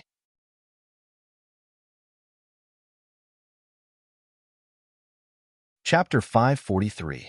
At this time, it was the deepest part of the night. Not a sound could be heard. It was so quiet that even the sound of a needle falling to the ground would be ear-piercing. In front of Funing Palace Hall, the palace where His Majesty was recuperating was heavily guarded. It was so tight that not even a drop of water could trickle through. They were strictly protecting the safety of His Majesty. A white-haired woman came out of nowhere and rushed over, her mouth full of crazy words. Your Majesty, I'm here. Chi Su is here to see you, Your Majesty. Don't worry. With me here, no one can harm you. No one can. Your Majesty, wait for me. I'm coming to save His Majesty. Guards, quickly stop her. Her Majesty the Empress has ordered that no one is allowed to enter without permission to see His Majesty. Quickly let me go. Do you lowly servants know who I am? I'm a dignified concubine. Who dares to stop me? Get out of my way. Let me go. Woo-woo. Let me go. Let me go see His Majesty. I beg you. His Majesty will be heartbroken if he doesn't see me. Your Majesty. Hearing the ear-piercing noise outside, Empress Chao, who was gently and considerately feeding His Majesty medicine, knocked the spoon in her hand against the bowl. She frowned and put the bowl to the side. She walked out with a sullen face and a displeased expression. When she saw Madame Jiang, who was making a scene outside the palace hall, she narrowed her eyes and said sternly, Who let this crazy woman out? Commander's son, immediately take this slut back to the cold palace. The eunuchs in charge of watching over her have committed a crime of negligence. They'll all be beaten to death. Jiang Chi Su was dragged to the ground by the guards in a sorry state. She was like an old dog that was about to die. However, this dog was still struggling to take one last bite before dying. Chao Wenyu, do you think that no one will know about your evil deeds if you lock me up? Dream on. Even if you're omnipotent, you can't hide it for 10 days. You can't hide it for a lifetime. Back then, you used a scheme to poison my newborn son and even framed me. Now, you want to poison the current emperor to death? You poisonous woman. You heinous beast. In the future, your evil deeds will be recorded in the history books, and your name will be cursed by the people for generations to come. Empress Chao's face, which had always been graceful and magnanimous, turned extremely ugly. She almost angrily pointed at them and said, Are you all deaf? This consort orders all of you to immediately take this crazy woman back to the cold palace and gag her mouth. If you hear her utter another word of nonsense, cut off her tongue. The imperial bodyguard's hair stood on end. This humble subject obeys the decree. You want to cut my tongue? Everyone in the palace, listen to me. Chao Wenyu actually has a guilty conscience. If you have the ability to do it, then do it. Don't be afraid of others talking about it. Ha ha ha ha. Guilty conscience. Guilty conscience. Woo-woo. Jiang Chizu was still desperately struggling to vent. Finally, her mouth was gagged by a guard with a piece of ragged cloth. She opened her eyes wide and intermittently uttered her final curse in her throat. Chao Wenyu, I'll open my eyes wide and wait for you to have an empty dream. Ha ha ha ha. What an empty dream. Empress Chao's face was livid. She almost lost her composure and shouted, Take her away. Gag her mouth and take her away immediately. When Jiang Chizu was finally knocked unconscious and dragged away by the imperial bodyguards, Empress Chao clenched her trembling hands under her bright yellow sleeves. She walked back to Funing Palace with a tense expression. Call the sixth prince over for this consort. Immediately. Yes, this servant will go and invite His Highness the sixth prince. Kai Bing did not dare to delay and ran out. After a cup of tea, Xiao Yuni came over with his hand on his sword. His face was still tired from being awakened in the middle of the night. After kowtowing, he removed his cloak and sword. He walked in front of Empress Chao and bent his knees in front of her. He looked up at her and said gently, Imperial Mother, I heard that the abandoned consort of the Cold Palace ran out and disturbed you. Can a kin deal with her for you? Empress Chao opened her eyes and pinched his arm hard. What's the use of dealing with her? Wasn't she locked up in the Cold Palace? How did she know what happened outside the Cold Palace? Who told her all of this? Also, who was the one who let her out? Who was it? Could it be that there's a hidden force in the palace that even I don't know about that is manipulating all of this?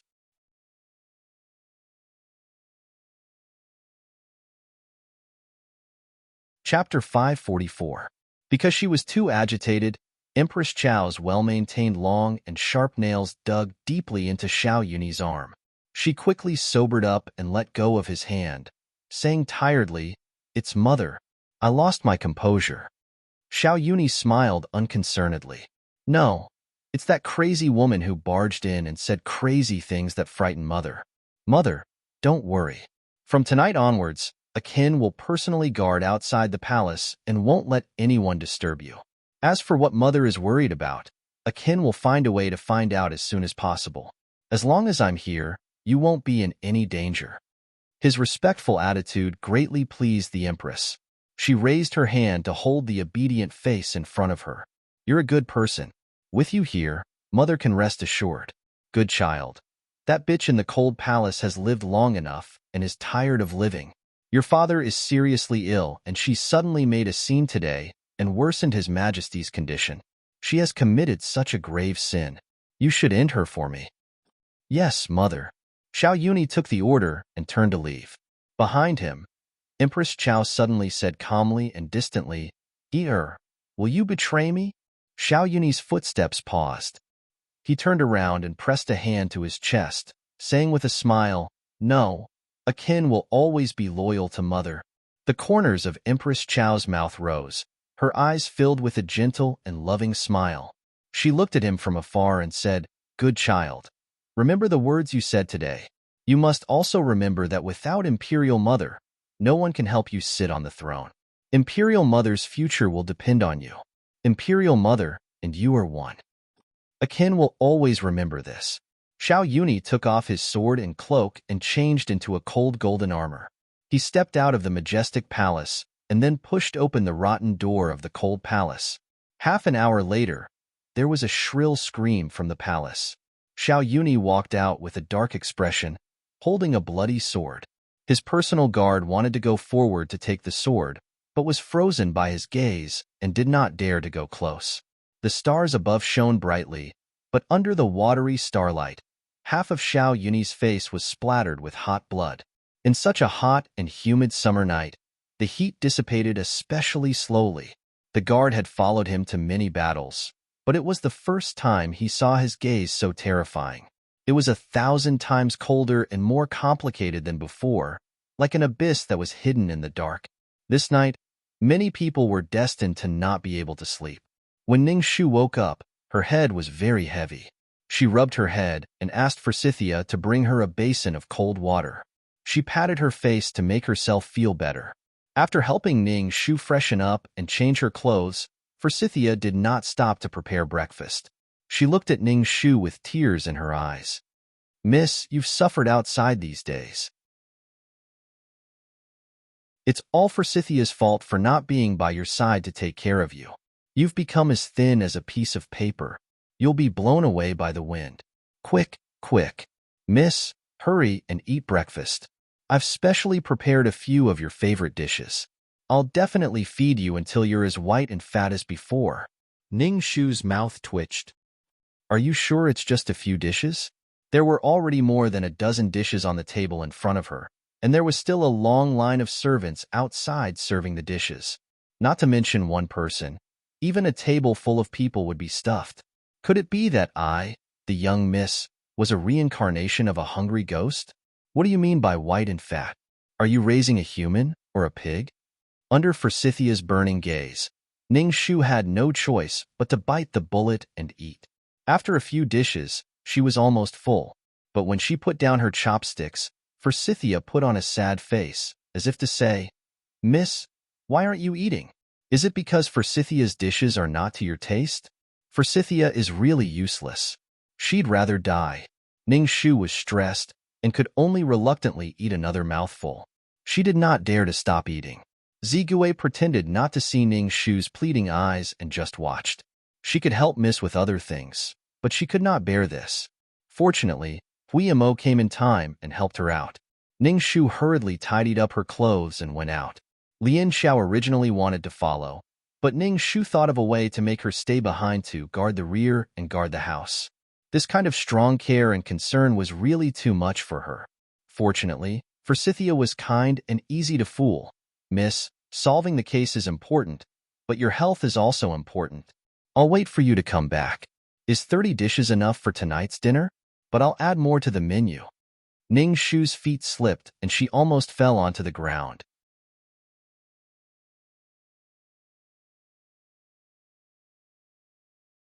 Chapter 545. Huiyamo held the reins and drove the carriage, taking Ning Shu slowly away from the gate of Marquis's mansion. "Lady Ning, this case is complicated. Where should we start? Imperial Mausoleum? Princess Royal's mansion? Or the Xiankishan mountain where the first demon appeared? Or the place where the children went missing?" Although he had cooperated with Ning Shu to deal with several major cases before, no matter from the degree of trouble or the scope of the cases involved, those cases were far less than the current one. It gave him a headache as long as he thought about it. Ning Shu was flipping through the pile of case files that Tianwen had collected early in the morning. Her voice was like a sea-stabilizing needle, suddenly stabilizing the complicated and chaotic situation in front of her. The more complicated the case is, the more you need to know how to peel the silk from the cocoon. If you have a plan in mind, you won't panic and be confused by the chaos in front of you. This string of cases appeared to be many and complicated, like many camouflage methods tangled together, with the addition of ghosts, gods, and heresy, making people unable to find the direction. But after careful analysis, there were only two cases: the sudden death of Princess Helui on the street, and the disappearance of 3 children in the east, south, and north of the city. Princess Helui had been dead for many days. The dead could not be resurrected.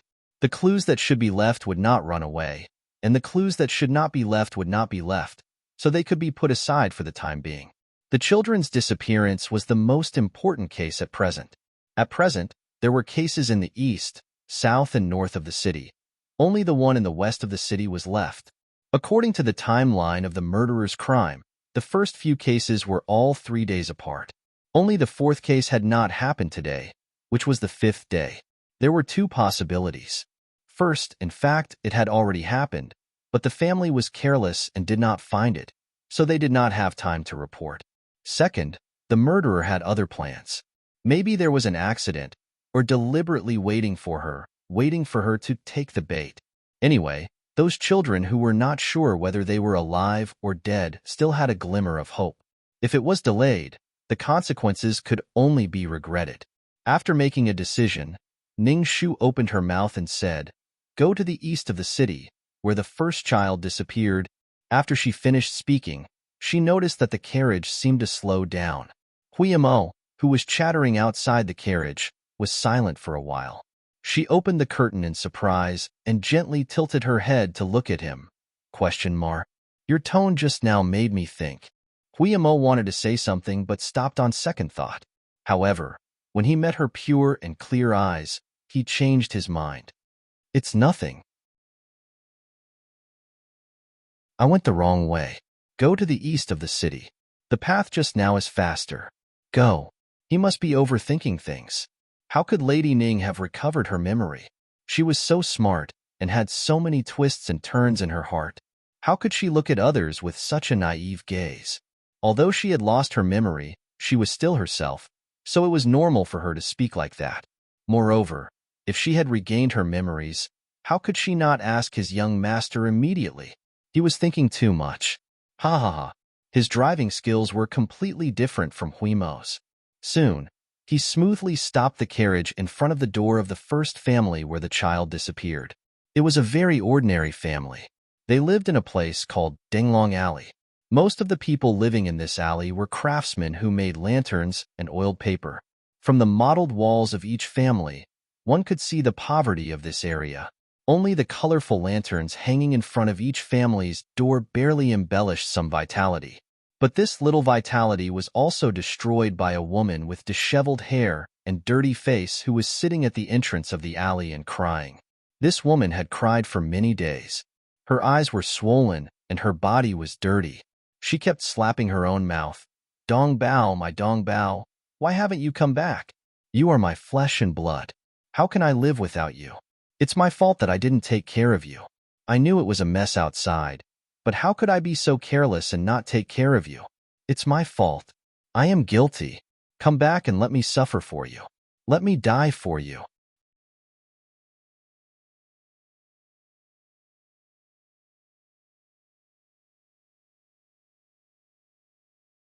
Also, last year, dozens of houses in the western part of the city collapsed for no reason.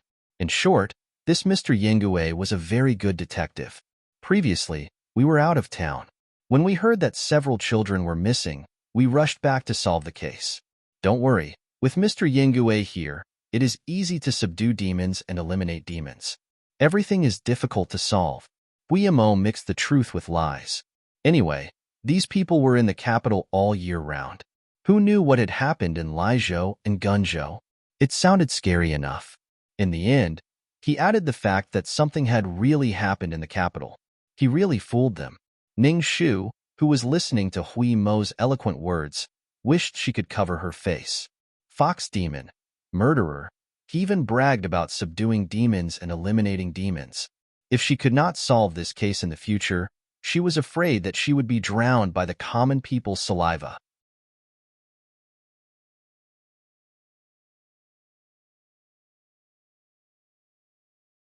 Chapter 547. When Dong Bao's mother, who had been immersed in her own world, heard the words detective, the veins on her temples twitched and she suddenly woke up. She was like a drowning person who suddenly saw a straw. Regardless of whether it could save her life or not, she had to hold on tightly to it. She doesn't have time to get up. Maybe she doesn't have the strength to get up. She almost crawls over and grabs Ning Shu's clothes. Are you a detective? Yes, I must be. You are here to help me. Please help me. Dong Bao has never left me for so many days since he was born. He must be missing me every day and calling me to save him every day. Detective, I beg you, please save my child. I am willing to be your slave for the rest of my life. Her forehead hits the ground. Ning Shu can't bear to see her like this. She hurriedly helps her up. Lin Luoran thought that she couldn't help her alone and wanted to ask Huema to help her. However, she didn't expect that the woman in front of her is so strong that she can move her easily. Lin Luoran then sees that she has fainted. Every day when she misses her child, Lin Luoran has already exhausted all her strength. Several neighbors hurriedly help to carry Dong Bao's mother into the house. The aunt who talked to Huema just now warmly goes home to cook hot porridge for Dong Bao's mother. She also helps her tidy up her body. After that, she goes back home with sweat all over her body. Looking at Dong Bao's mother, Ning Shu can't help but think of her own mother. She hid thousands of secrets in her heart. She suffered a lot but didn't tell them anything. She even proposed a divorce and wanted to use herself to block the disaster for her family. Ning Shu's eyes are filled with tears. She turns her head and blinks her eyes quickly. Dong Bao's mother didn't eat rice today. After drinking the hot porridge, she quickly regains a little strength. She leans on the edge of the bed. Her hands, which are rough and deformed because of years of work, are unconsciously rubbing back and forth. It seems that she is missing the days when her hands used to hold another pair of white and tender hands. Her lips trembled, and before she could say anything, 2 streams of tears had already rolled down her cheeks. He only said for the time it takes to brew a cup of tea, and went out to find his best friend to play for the time it takes to brew a cup of tea. The room was full of lanterns of various styles and colors. Apart from the lanterns, there was only an old wooden bed, a pile of bamboo strips used to make lanterns, oiled paper, and 2 short wooden tables, one of which was missing a small corner, which looked very funny. Ning Shu sat quietly on the wooden chair with a missing corner, listening to her mother's sad narration. I thought that the person he likes to hang out with the most is old Li's grandson at the end of the alley. They're neighbors, so what could happen?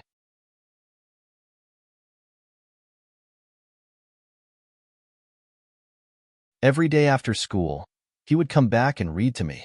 Speaking of this, Dong Bao's mother couldn't hold it anymore. She beat her chest hard and cried, "Dong Bao, I'm such a bad person. I gave birth to you, but I didn't let you live a good life. I even lost you." In this kind of sadness, any words to comfort her seemed pale. The only thing they could do was to accompany her quietly until she finally calmed down a little. But until they left, Ning Shu could still hear Dong Bao's mother murmuring over and over again, "Why didn't I buy him a new pair of trousers? I should have. Why didn't I buy him a new pair of trousers?"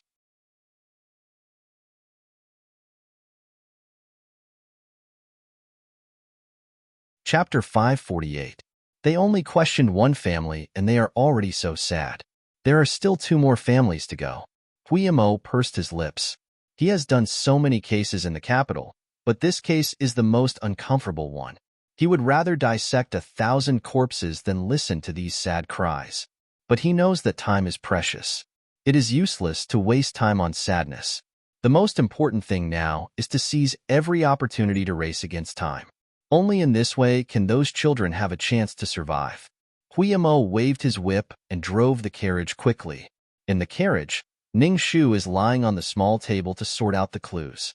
She unconsciously bites her lower lip and concentrates without a trace of distracting thoughts. The paper in her hand is drawn with the talisman that repeatedly appeared at the scene of the missing children. In this half a day, they had braved the scorching sun from the east to the south, and from the south to the north. Their clothes had long been soaked and dried, and just as they were about to dry, they were soaked and soaked again. There was a layer of white salt on the edges of their clothes. When they finally finished questioning the 3 families, the sun was already setting in the west. Ning Shu walked out of the last house. Her left sleeve was covered with the sweat on her forehead, while her right sleeve was covered with the tears of the last missing child's only relative, the old grandmother who was close to 70 years old. "Let's go." Ning Shu tiredly waves her hand and signals Mo to go to the next destination. She steps on the stool, but before she can stand firm, she suddenly falls down. "Be careful." Mo slides and quickly stretches out his arm to support her. He doesn't want her to fall and bleed. If this Lady Ning is injured in front of his eyes, how can he go back to see his Shitsi? Ning Shu grabs the railing to stabilize herself. She leans her head against the side of the carriage and says in a hoarse voice, "It's just too hot. My eyes are dazzled by the sun. It's okay. Let's go to the temple where the 3rd child is missing." "Hey, don't try to be brave. The temple is not far away. I'll go alone. Don't worry. Although I'm not as sharp as you, my eyes are very good. You should rest here for a while. Your injuries haven't completely healed yet, and you've been running around for half a day without taking a break. If you get sick, my family's heir will be heartbroken." Ma was a straightforward person. He said a lot of things like pouring beans out of a bamboo tube. When the last sentence came out, it was too late to stuff it back. He quickly shut his mouth and quietly looked at Ning Shu's expression. Ning Shu lowered her eyes. Because of exhaustion, her face was so pale that it was almost transparent. Will his heart ache? He subconsciously wanted to answer, of course, but recently, Shitsi Ye's attitude really made him a little confused. Shitsi Ye was willing to give up his life for her before, but now he was suddenly so cold. Unable to give a definite answer, he could only keep quiet. Ning Shu's lowered eyelashes trembled slightly, but she didn't say anything as she stepped into the carriage. "Let's go. There are some details that I need to confirm, so I'll go with you." Okay. I have a bottle of medicine to reduce the heat. Take it and you'll feel better. When the curtain fell, Huema showed a sad expression and gently slapped himself. You're such a talkative person. You talk too much. You talk too much. Go. During the day, there were slightly more people in the temple. But because of this case, the government had already sent people to surround the place where the crime was committed to prevent the remaining clues from being destroyed. But even so, it didn't make much of a difference, because the murderer did it too cleanly. Other than the silver bracelet and the strange black talisman that the child always had with him since he was young, they didn't find anything else even after turning the ground upside down. Ningshu looked at it for a long time and didn't say anything. Huema also curiously squatted over and looked at the strange shape in front of him. Hiss, there's a circle in the middle of this talisman. Dozens of black lines spread out in all directions. What does it mean? Is it drawing the sun? But I've never seen a black talisman that is so ugly. The lines are crooked. It's uglier than a child's drawing. While Huema was commenting, he suddenly heard Ningshu say, It's different. What's different? Ningshu said sharply. This talisman is different from the other two. Or, these three are subtly different. Really? She kept the few copies of the paintings in her bosom and took them out for comparison. Look, they all look the same. They all have a circle and dozens of lines.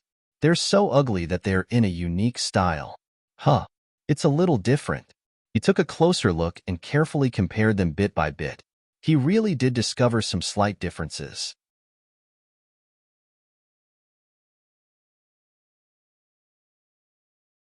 Chapter 549.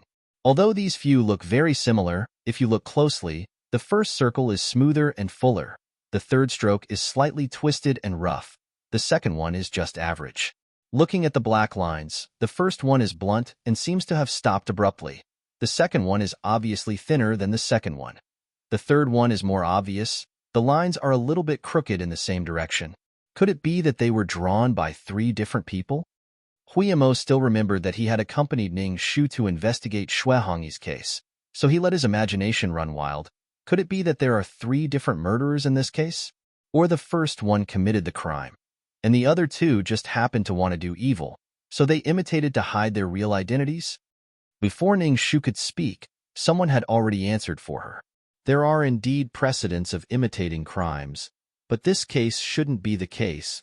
The voice was gentle and harmless, making people feel good when they heard it. Ning Shu turned her head and saw that it was Tan Siwei, who had become calm without the doll. I had doubts about the differences between these charms before, but after checking these days, I denied this speculation. First of all, the time of the crime is every 3 days, and the pattern is very strong. If it was done by different people, it would be difficult to achieve such a degree of tacit understanding. Second, the families of the three missing persons cases live in the east, south, and north of the city. The west corner of the city is missing, but if you circle them one by one on a map, you will find that the three families form a tripartite balance. Such a clever calculation, it is definitely done by the same group of people. As for how many people there is no way to know for the time being. After he finished his analysis, he saw Ning Shu's serious listening and approving eyes. Tan Siwei's face quietly blushed again. He was a little flustered. I have been investigating this case before, so I know a little about it. I heard that you took over this case, and I thought that I might be able to help you a little, so I came in a hurry. I just don't know if you need me. This was the time when they were most short of manpower, and this person already had a detailed understanding of the case. Such a helper was welcome. Ning Shu didn't even think about it. Of course, I'll have to trouble you. This unfamiliar tone stunned Tan Siwei. He immediately recalled the words that Xiahou Qing had said to him in the letter. He smiled and took a step back. He cupped his hands and said, As long as you don't think I'm more of a hindrance than a help, it's fine. I'm Tan Siwei of the Supreme Court. Greetings, Miss Ning. It's an honor to be of service to Miss Ning. Beside him, Hui Mo's eyes widened. Tan Siwei, what are you trying to do? Seeing the two of them greeting each other harmoniously, he immediately felt a strong sense of crisis for his Shitzi. Although this Tan Siwei was not as good-looking as his Shitzi, he had a harmless appearance and a soft temper, which made him easy to bully. Although his family was ruined, he was still a junior minister of the Supreme Court at such a young age. No matter how you looked at it, he could be considered a young talent. The most infuriating thing was that he was good at currying favor. If this kind of person stuck to Lady Ning every day to handle cases, they would see each other frequently. In addition, Lady Ning was feeling sad because of the Shiitsi's coldness recently. Who knew what would happen? Right. He remembered that these two people were tied with a marriage contract. Oh my God, what should he do?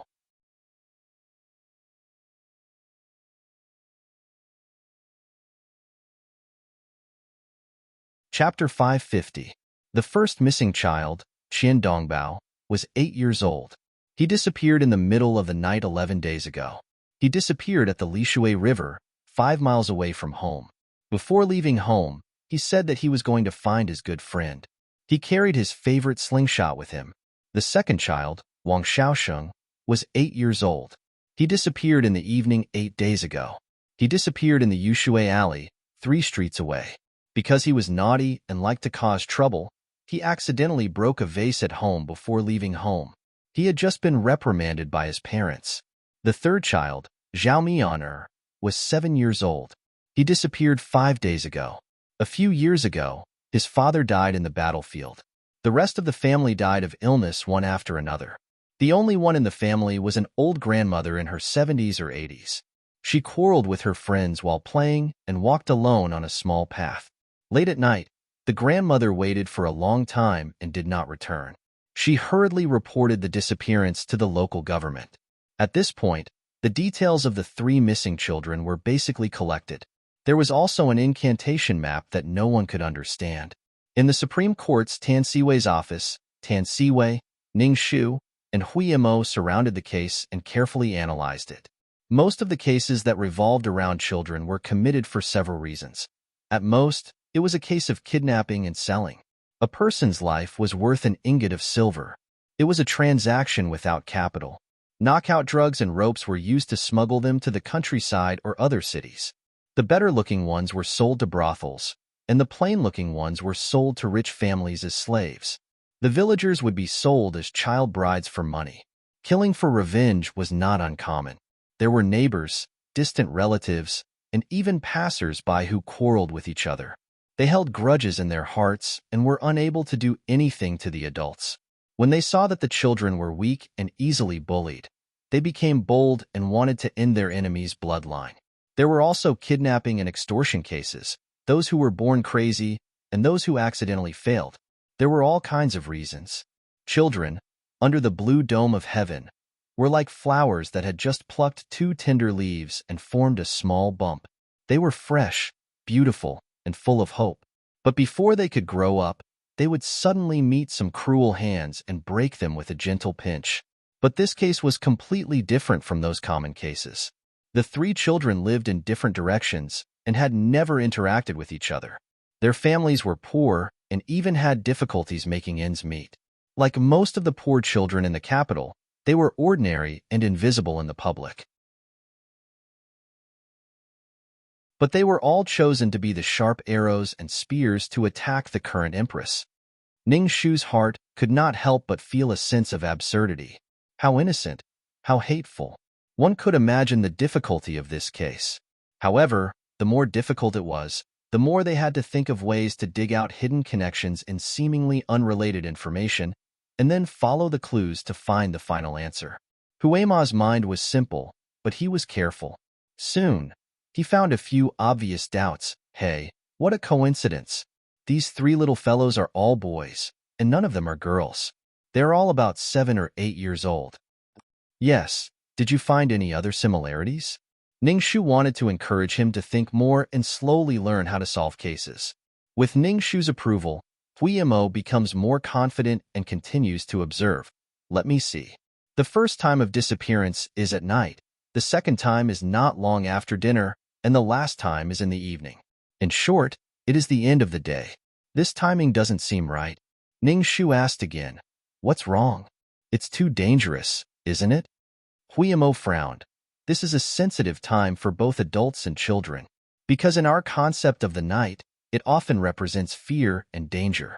I remember that since I was a child, my mother always held my son's ear and warned him, if you are not obedient, be careful that evil spirits will come and take you away at night. So when I was a child, as long as it was dark, I was very well behaved. If one day I was naughty and accidentally caused trouble, I would bury myself in the quilt at night to prevent evil spirits from catching me. No matter how bold and naughty these children are, they are only a few years old. Wang Xiaosheng was scolded by his parents and ran away. However, it was so dark outside. At most, he would wander around in front of the door. How dare he run to the dead end of the 3 alleys? Not to mention the other 2 children. They ran for several miles and went to the corners of the river and the local temple. Even an ordinary man would need a lot of effort to run 4 or 5 miles at night. How can children do it?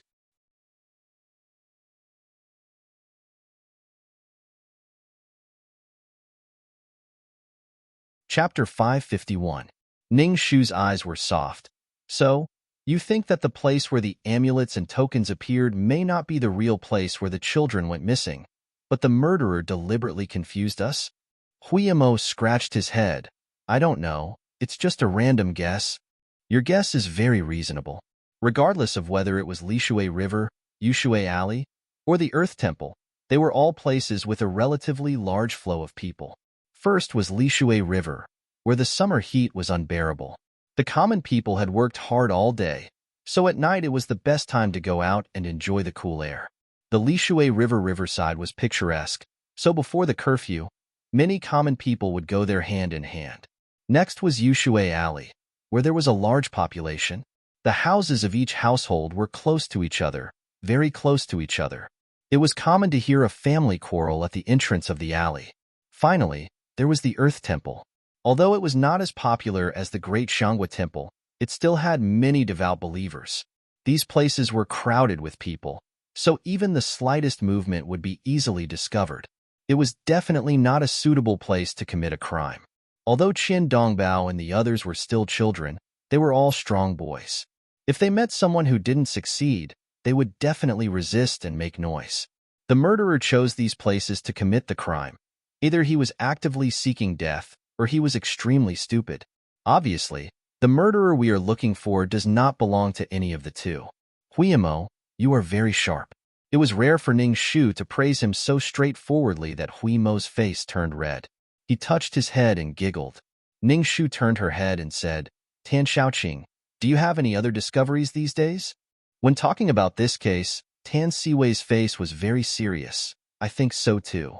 These places are definitely not the first crime scene, but the murderer deliberately set up a trap.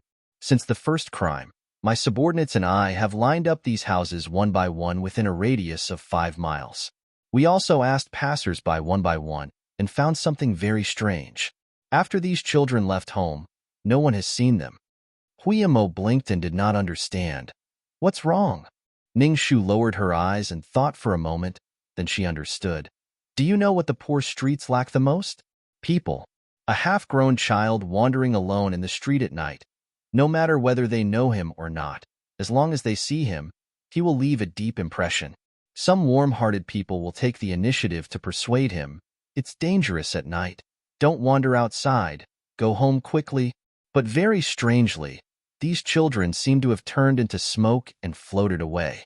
So many neighbors did not see any of them. This is the most suspicious point. Huiyamo reacted, Hey, that's true, but what does this mean? The murderer is so resourceful that he went from house to house and caught the children as soon as they ran out of the house? Ning Shu gently shook her head. The premise of waiting for the rabbit must know that the rabbit will definitely appear.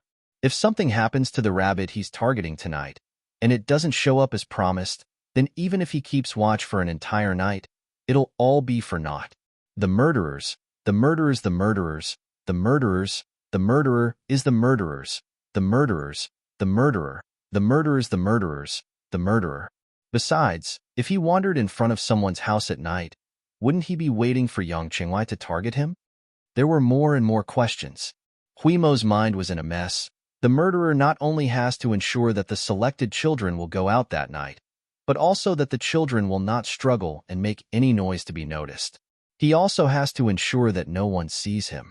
Hiss, it's so difficult. Is there a spell that can control people's minds and make them invisible? Lady Ning, don't keep us in suspense. Tell us quickly. The answer is very simple. He has made an appointment with the children in advance. When to go out that night, where to meet, and the children will take the initiative to avoid the crowd to find him at the appointed place. Ning Shu's voice was clear and crisp, like pearls falling into a plate. How is this possible? Not to mention Huiyamo, even Tan Siwei showed a look of surprise. They have seen moths flying to the fire, but they have never seen a cicada sending itself to the mouth of a mantis or meat in front of a lion. However, Ning Shu's eyes moved slowly and glanced at them. What if the murderer is a good friend in their hearts, a person they can absolutely trust?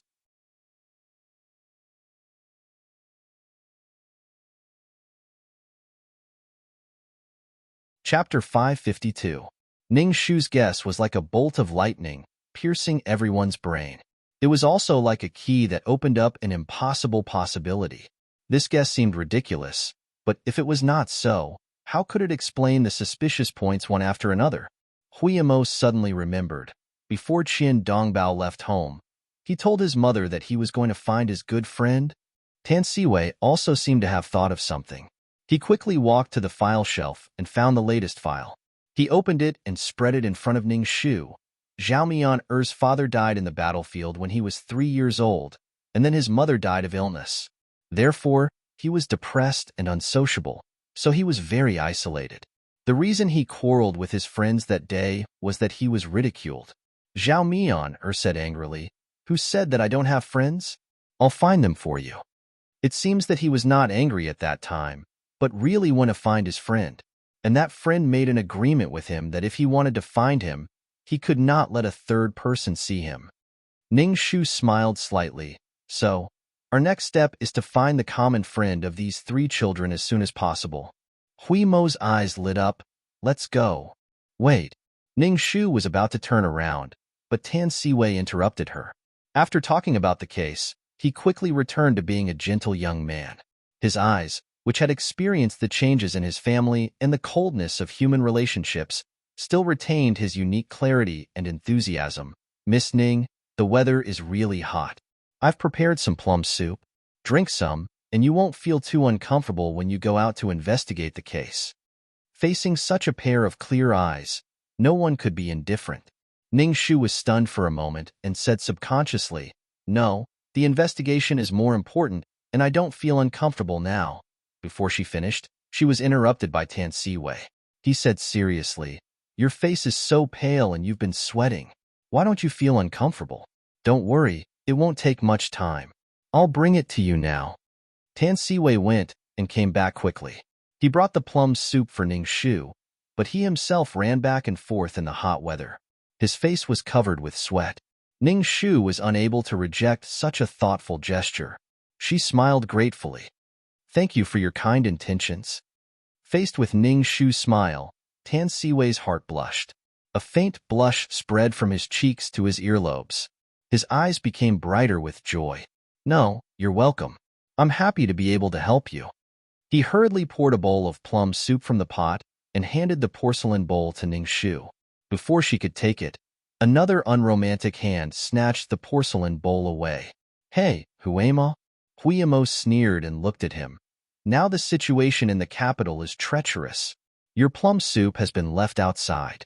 Who knows if it has been tampered with? Let me test the poison for Miss Ning." Then he gulped down the soup, not leaving a single drop.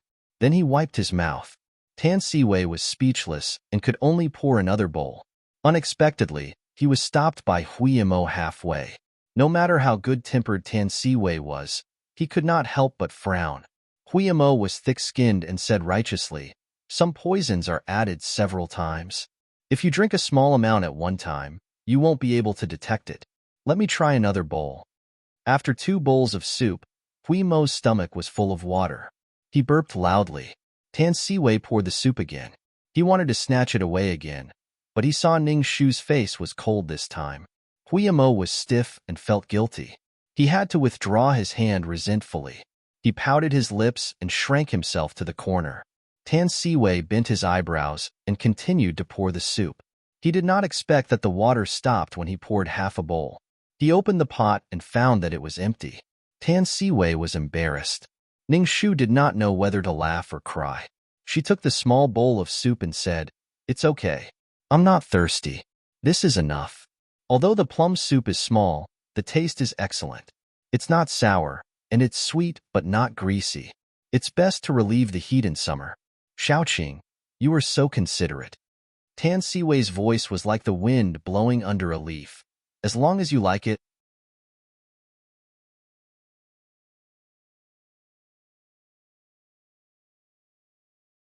Chapter 553. After drinking the plum soup, they continued to investigate the case without delay. In order to express their apology for the bowl of plum soup, Ning Shu invited Tan Siwei to sit in the carriage. Tan Siwei gladly went, but inadvertently met Huema's eyes that almost wanted to kill him. He shook his head and laughed.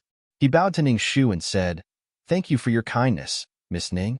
It's just that the weather is hot, and it's not easy for a horse to pull a carriage. If I'm an adult man, the horse will be angry. I'm a rude man, and I'm not afraid of the sun. I'll ride the horse and accompany you." Ning Shu glanced at Huema and couldn't help but laugh.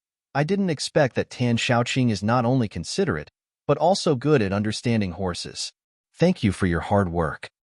Huimo didn't realize at all that he had been metaphorically referred to as the horse with the back heel. He thought that he had successfully resisted the strong enemy for his young master. He half raised his chin and snorted. He picked up the carriage and said cheerfully, "Go." He turned his head and said, "I remember that Dongbao's mother said that Dongbao has been studying in the school. There are many students in the school, and they play together all day long. Maybe we can find a little clue." Well, then let's go to the school first. The capital was a place of culture and prosperity. What it lacked the least were academies of all sizes. There were academies that had been famous for over 100 years who fought tooth and nail for a place to enroll. Naturally, there were also many old scholars who had been taking the imperial examinations for most of their lives. They couldn't make a living and were unknown, so they couldn't be hired by rich families as teachers. Most of them would choose to open a school to teach the ignorant children of poor families. They could casually teach the 3-character classic and 100 surnames and earn enough money to fight for the next round of the imperial examinations. The school where Qin Dongbao was in was a typical example. It was clearly a private school that opened in a shabby alley, using its own dilapidated house as a teaching venue. However, it had an extremely arrogant name, Ao Shuang Academy. It was as if it was afraid that the people who came here would not know how noble and proud the teachers were, how loyal they were, and how talented they were, and how independent they were.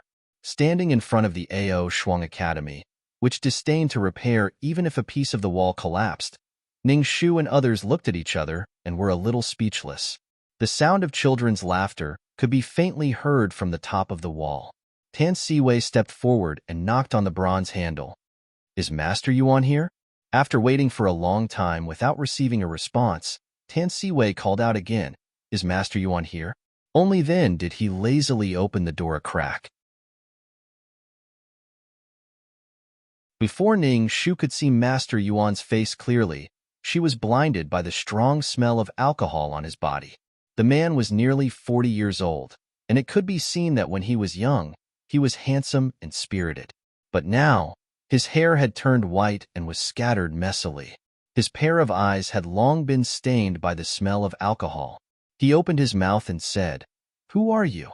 Don't you know that I'm teaching at this hour? If you have something to say, say it quickly. If not, scram." Huimo raises his hand to fan the smell of alcohol in front of his face and looks at the courtyard through the crack of the door. There is no child reading hard. He widens his eyes ridiculously as if to say, "Teaching? Do you teach with your toes?" Master Yuan sneered disdainfully and turns around to walk back to the courtyard. He sits on the futon under the camphor tree, holding a book in one hand and the wine pot in the other. He raises his head and drinks a mouthful of wine. What do you know? This is called governing by doing nothing. Even the old man, the Taoist saint, advocates the truth. You don't know shit. It was an eye-opener to see such an arrogant and uncourteous teacher. Governing by doing nothing, it's simply, Hui Mo's face is red with anger. He wants to go forward and teach him a good lesson, but he is stopped by Ning Shu. Don't forget why we are here. Don't lose the big picture for the small. Hui Mo heavily snorts and turns his head. Out of sight, out of mind. Ning Shu doesn't care at all. She walks forward and smiles at Master Yuan. She salutes him and says politely, "Greetings, Master Yuan. I'm sorry to disturb you. We are investigating a case in the Supreme Court. Recently, there have been a few cases of missing children. One of them is a child named Qian Dongbao. I heard that he is an outstanding student of the Headmaster's Academy, so I came to ask for your advice. Please forgive me." Her words are gentle from beginning to end, neither servile nor overbearing. There is no resentment, no disdain, and no contempt. Instead, there is respect. Such an attitude and such determination makes Master Yuan think highly of Ning Shu. He puts down the book in his hand and smiles. Then he puts down the wine pot and waves his sleeves. "You want to ask about the case? Well, pour me a cup of wine first."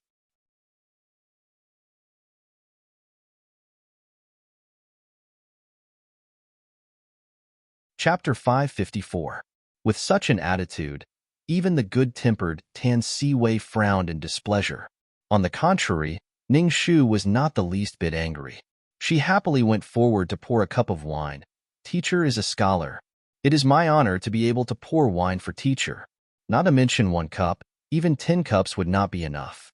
Teacher Yuan, please." Master Yuan was greatly pleased and laughed out loud. He took the wine cup and raised his head to drink.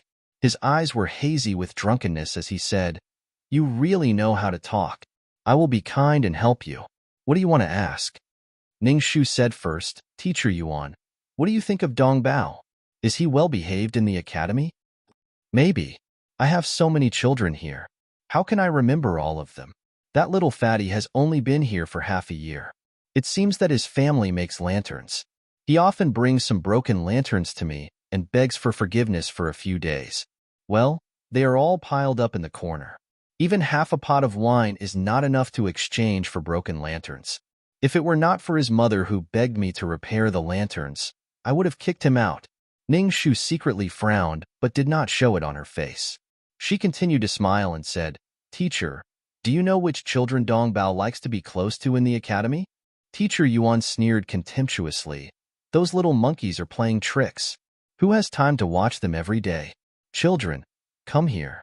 Ask them if you have any questions." "Teacher, I am going to continue my studies. Don't disturb me." The free-range children in the courtyard heard the call and gathered reluctantly. Obviously, they did not like to be close to Teacher Yuan. However, they were forced by his abuse of power and had to gather together. They shrank their heads and stood in a row until they saw Teacher Yuan stagger into the room with the pot of wine. Only then did they dare to raise their necks. Looking at the pile of children in coarse clothes in front of her, the youngest was 5 or 6 years old, and the oldest was only 10 years old. They curiously and timidly looked at them. Ning Shu thought for a while and suddenly heard the hawking of candied fruits outside the wall. Ning Shu had an idea and winked at Huema. After a while, Huemo came in with a bag full of snacks. "Monkeys, if you want to eat, line up here." The children immediately burst into a burst of enthusiastic cheers. Huemo was covered all over like little monkeys. Tan Si-wei also went to help. No, there's no rush. One by one, everyone has a share. Soon, the children each had one and were very happy. Ning Shu also laughed. Master Yuan's unhappy curses came from inside the room. Ning Shu quickly put up her finger and whispered, "Sure." She led the children to the corner and asked, "Does Headmaster treat you well?" The children looked at each other with the candied fruits in their mouths. The oldest child, Chunsheng, plucked up his courage and said in a low voice, "The headmaster is fine when he doesn't drink. He will give us lessons and teach us some knowledge. Sometimes he will read us some interesting stories about the big shots in the past, such as Tao Yuanming, Li Bai, and Yu Fei. However, it wouldn't be good if they drank, so they ignored us and told us to go play on the side. If someone didn't listen to him and disturbed him, It would be terrible. Immerse said, "What kind of terrible?" "He will scold people very fiercely. It's very scary. He will also punish us by copying the articles." Ningshu said, "Are you familiar with a child named Qian Dongbao?" "Of course. He is our good brother. He is very nice and smart. I didn't finish the homework assigned by the headmaster last time. Thanks to Dongbao, otherwise, I would have been beaten by the headmaster." Ningshu said, "How did he help you?" "That time, the headmaster asked us to write an article in one night. I was not good at homework and couldn't write it out. The next morning, I didn't dare to go to school. I met Dongbao on the way, and he gave me his article. When the headmaster checked the homework, he asked him why he didn't write it out. He said it was in his mind and he didn't need to write it out. Then he read a new article on the spot. Yes, Dongbao also helped me. Last time, I climbed the tree to pick the locust flower and almost fell. Dongbao caught me and scratched his arm." The other children also talked at the same time, outlining the image of a smart and friendly little fatty. It was impossible not to like such a child. However, such a child had been abducted for no reason and no news of him had been heard from.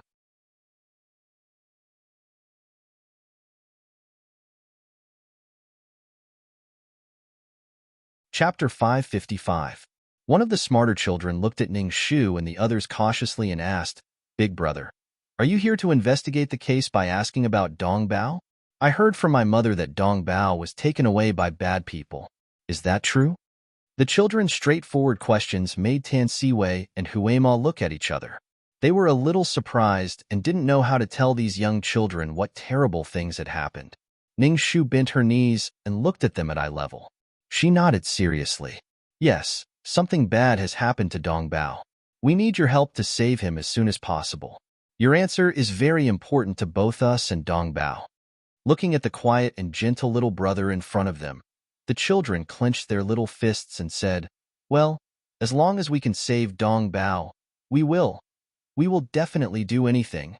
Ningshu squatted down and pinched their chubby little faces. She continued to ask, "Now, please tell me, who is his best friend? Do you know?" "He's my best friend. No, he often helps me. He's my best friend." "You're bragging. Dongbao's best friend is me." Seeing that the children were about to quarrel, Ningshu quickly asked the next question. "Who did he often play with after school?" The children quieted down. "Every day, Dongbao went home after school. We asked him to climb trees and fish, but he never did. He said that he had to hurry back to help his mother make lanterns, otherwise his mother would stay up late again. Yes, last time on my birthday, my mother cooked very delicious braised pork. I specially invited him to my house, but he didn't agree. But the next day, he gave me a slingshot made by his father as a gift." The other children nodded in agreement. Tan Siwei's eyes flashed across the children's innocent faces one by one. Suddenly, he saw a child who had been silent and frowning silently. It seemed that he was struggling with something. Tan Siwei was very careful and didn't miss this subtle abnormality. He walked to the front of the child and asked, "What's your name? Do you have something to say to us?" The child looked shy. When he was suddenly asked, he was a little frightened and took a step back. Tan Siwei smiled and squatted down to wipe the candied fruit stains on the corner of the child's mouth. He said softly, "Don't be afraid. You can tell us what you saw or know. As long as you tell us the truth, Dongbao, and we will be very grateful." He had a harmless face to begin with, and his temperament was very amiable. At first glance, one could tell that he wasn't a bad person. Moreover, he spoke so gently, so the child quickly let down his guard and whispered, "A few days ago, I saw that Dongbao didn't go home after school. He was fighting with someone on the street." As soon as the child finished speaking, he was attacked by the other children. "What nonsense are you talking about? Dongbao had such a good temper and was very loyal to his friends. He had never fought with anyone before. You're not allowed to slander him. Brother, don't believe him. He's just a liar. He brags about how rich his family is and how well his parents treat him. Actually, it's all fake. His mother ran away with someone else a long time ago. Last time when we climbed the wall to steal bird eggs, he was the one who told on us and we were severely punished by the teacher.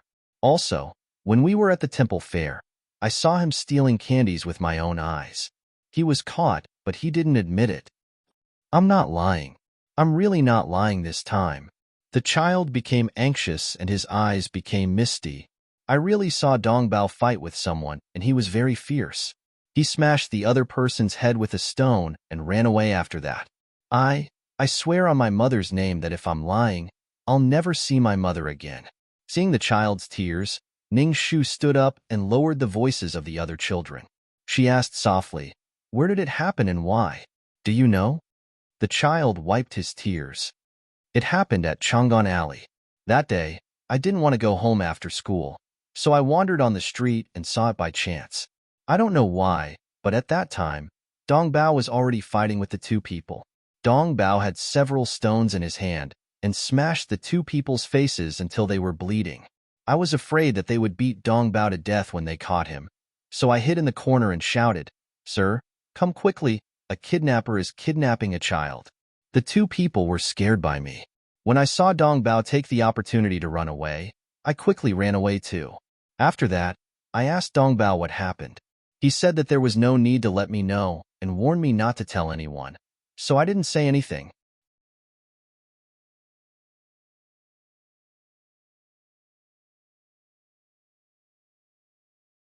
Chapter 556. Ningshu asked a few more questions, but the children were confused. Master Yuan seemed to have woken up from a drunken sleep. He staggered out of the house and saw that Ningshu and the others were still there. He shouted discontentedly, "Are you done? Are you done? If you're done, get out of here. Don't delay my teaching."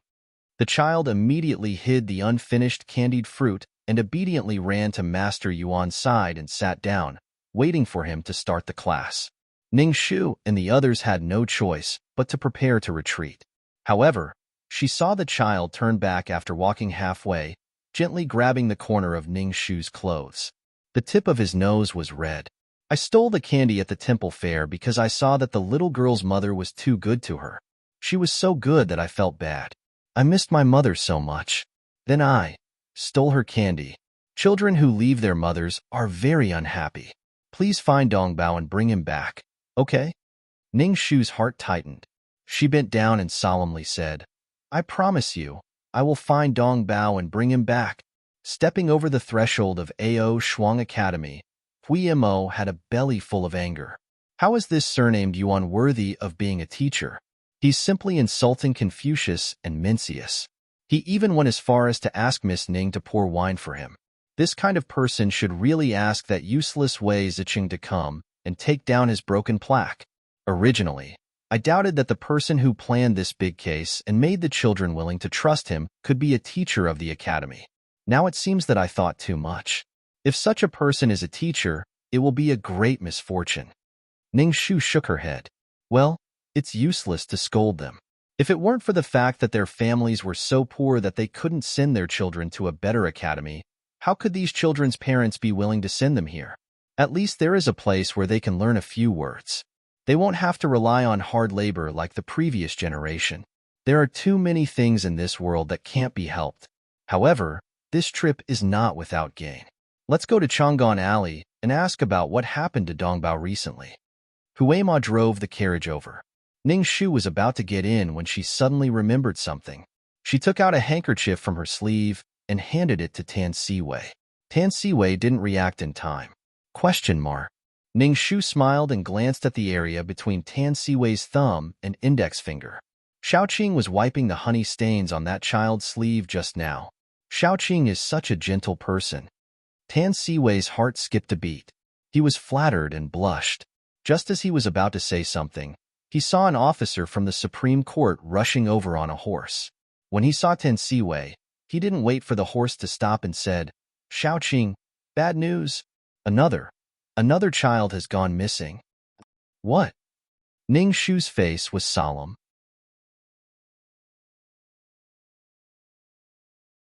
"Where is the child? How old is it? Is it a boy or a girl? How long has it been missing? Tell me the details slowly." The officer didn't have time to wipe the sweat off his forehead. He took a few deep breaths and calmed down. Just now, the Jingji government received a report from a family in the west of the city. They said that their child has gone missing. This time it's a girl. She's 10 years old. She disappeared in the afternoon 2 days ago. They thought that the child ran away and didn't care about her. It wasn't until today that they realized that something was wrong. Tan Siwei frowned. It's been 2 days since the day before yesterday. It's been more than 40 hours. And it's a girl. Why did that family delay until now to report it? This is too careless. The officer said, "Sigh. This little girl isn't the biological child of this family. She's a child bride that was brought home from outside. I heard that she was beaten and scolded. The neighbors often heard the sound of her family beating her. The girl couldn't fight back when she was beaten and could only hide outside. After hiding for a day and a half, she was hungry and had no choice but to run back. So, sigh. I guess that family thought it was the same this time. They didn't expect to not see her for more than 2 days. They also thought about the recent cases in the capital. They were afraid of being held responsible, so they reported it to the government." Ning Shu asked, "Have you found the child's keepsake and the black curse?" "I found it. It was found in a patch of grass not far from that house. It was an old yellow string. That family confirmed that it belonged to that child." Ning Shu couldn't help but smile bitterly. "Now, all 4 cases are gathered. Let's go. Please lead the way. Take us to see the situation there." No one delayed any longer. Tan Siwei quickly helped Ning Shu into the carriage. Just as he was about to put down the curtain, Ning Shu suddenly raised her head and looked at the corner at the end of the alley. Tan Siwei asked, "What's wrong?" Ning Shu smiled and shook her head. "Nothing. Let's go quickly." Tan Siwei also smiled and helped her sit down. He also helped her put down the bamboo curtain. He was still holding the handkerchief that Ning Shu had just handed to him. He couldn't bear to wipe it, so he carefully put it into his clothes and pressed it against his chest. The few of them immediately set off. When the dust kicked up by the horse's hooves fell down and the back of the carriage gradually disappeared into the distance, another carriage slowly drove out from the end of the alley. It was silent inside the carriage. Only a few muffled coughs could be heard, like sharp icicles piercing into people's ears.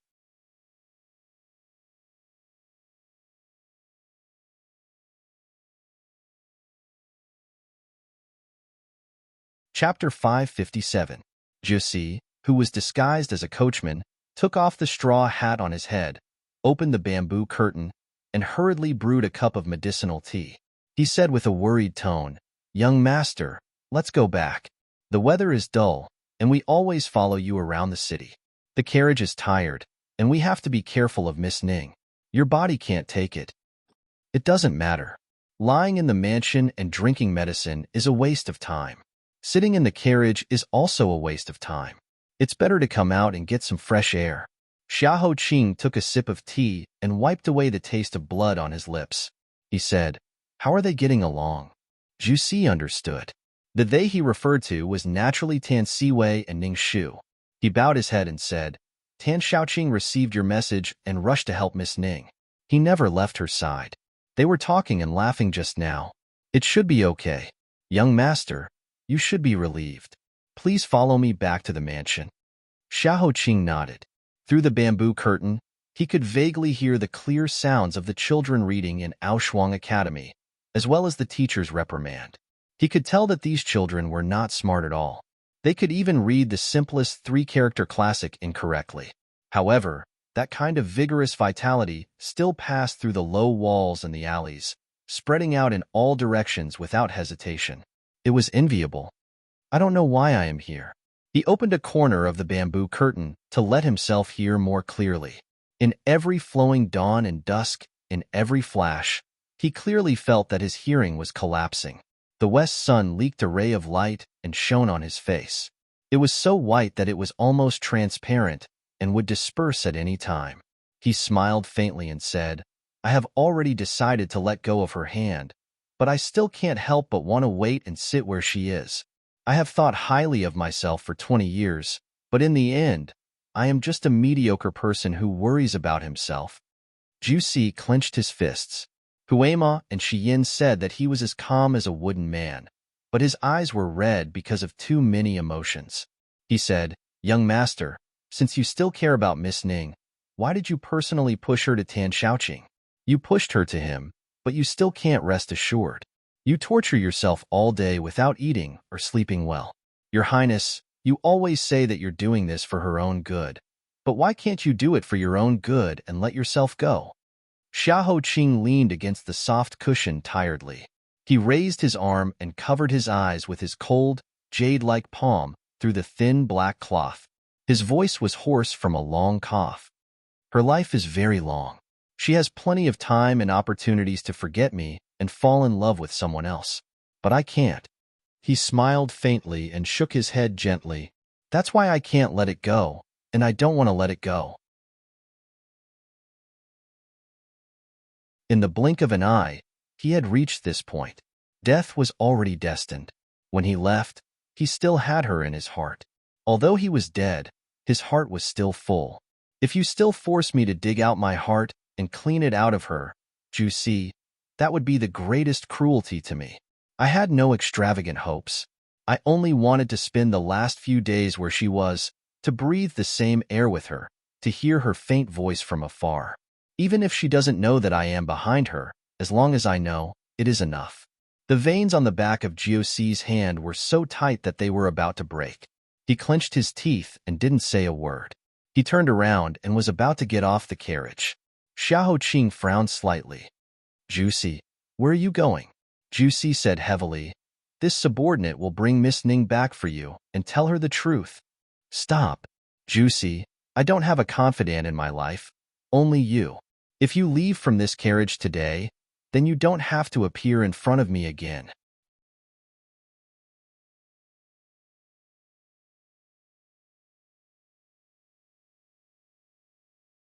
Chapter 558. Juicy looked back in shock, his eyes trembling. Shiziyi, you shouldn't threaten me like this. Xiahou Qing slowly shook his head. His lips were extremely pale, without a trace of blood. He was as fragile as the last leaf on a branch on a winter night, but he stubbornly refused to leave the branch. This isn't a threat. I'm asking you to fulfill my wish. It wasn't an order or a compulsion, but a plea. The most peerless Shiziyi in his heart would actually lower his head one day for a woman, an obsession that he couldn't give up. Juicy couldn't describe his current feelings. He only felt his throat clog up, making him unable to speak for a long time. He raised his head to look at the sky. He couldn't find a single cloud in the blue sky. The sun was so bright that it was dazzling. He finally stepped back and said hoarsely, this subordinate doesn't dare to disobey Shiziye's wishes. Xiahou Qing smiled faintly, very gratified. Thank you. A moment later, he calmed down and said, that's right. Juicy, what's the result of the matter I asked you to investigate? When we confronted that person in the ruined temple on that rainy night, how many people in the palace weren't in their positions? Juicy said, reporting to Shiziyi, the flag we planted in the palace hasn't been lazy these days. It's just that the current situation in the palace is indeed treacherous. The slightest carelessness would alert the enemy, so we didn't dare to make any big moves. Today, we finally have some progress on the list of names. This subordinate has looked carefully. On that rainy night, coinciding with the case of Princess Helui's sudden death, many people entered and left the palace. However, this subordinate feels that one of them is very strange. Who? Juicy thought for a moment. In Xiahou Qing's outstretched palm, he seriously wrote down the character "een" stroke by stroke. Xiahou Qing immediately understood and couldn't help but frown. You're talking about 6th Prince Xiao Yunyi's birth mother, sure? Juicy's expression was grave. Yes. As a concubine in the harem, she shouldn't have left the palace so casually. However, when Princess Royal was frightened and lost her beloved daughter, she fainted from the shock and pain. Jiaoyi was very good at acupuncture when she was young, so she asked His Majesty to let her try acupuncture to help Princess Royal. His Majesty was burning with anxiety at the time and allowed it. Jiaoyi left the palace the day before and didn't return until noon the next day. Xiahou Qing had a photographic memory. Soon, he dug out the woman who had kept a low profile for almost 20 years and had almost no presence in the harem from the sea of memories. Her ancestors were 6th-rank doctors in the Imperial Hospital. Her ancestral moxibustion technique was unparalleled in the world. When she was young, she followed her grandfather into the palace to treat the illness of the late emperor. Because of a moment of carelessness, she injured the emperor's body and caused it to bleed.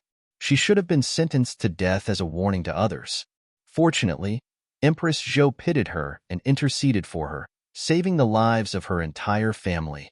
Later on, when the emperor ascended the throne, he suddenly had a headache. Because of his grandfather's death, he summoned Lady Yin to the palace to have a try. Because of this, she was favored by the emperor and was conferred the title of concubine. It was a much-told story at that time. However, her temperament was indifferent and she was timid. In less than 2 years, she fell out of favor. She gave birth to a son, Xinglu, but it was difficult to protect him. Later on, Empress Chao personally adopted her until today. Juicy said in a low voice, "Could this Lady Yin Zhaoi, who has been enduring hardships, be the person we have been searching for?" Xiao Qing's slender fingers slowly rubbed the edge of the cup. "Whether it is her or not, we should get to know this Lady Yin Zhaoi, who has endured for 20 years. Send someone to keep an eye on her. I have a premonition that she must have played a heavy role in these strange and unpredictable matters." Juicy, other than this matter, did you find anything else? Juicy said again, "I don't know if this matter is important or not, but the deposed concubine Lady Jiang, who fought with the Empress for the position of the eldest son of the Emperor's wife more than 20 years ago and lost. Last night, she died." Xiao Qing's brows showed deep thought. "Who did it?" "The sixth prince, Xiao Yuni. According to our people, Lady Jiang was alone with the sixth prince for an hour before she died. She let out an extremely presumptuous and wild laugh, and then it stopped abruptly. When the sixth prince stepped out of the cold palace, his sword was already covered in blood. Lady Jiang was beheaded under his sword for the crime of poisoning the emperor." The 2 short pieces of news did not add up to more than a few sentences, but they seemed to be mixed with an immeasurable storm. They had already lifted half of the roof of the luxurious Dragon City and were ready to destroy it at any time. Xiao Qing's fingers tightened around the cup. He straightened his back. In a short moment, countless waves flashed across his face. Then, he said seriously, "Did Prince Ku's mansion accept my invitation?" "Yes, but His Highness Prince Ku said that he is unwell and will not see anyone." Xiao Qing slammed the bottom of the cup on the small table. His face was like a fully drawn bow with an arrow on the string, ready to shoot at any time. "Drive. If he doesn't want to see me, then I will go see him."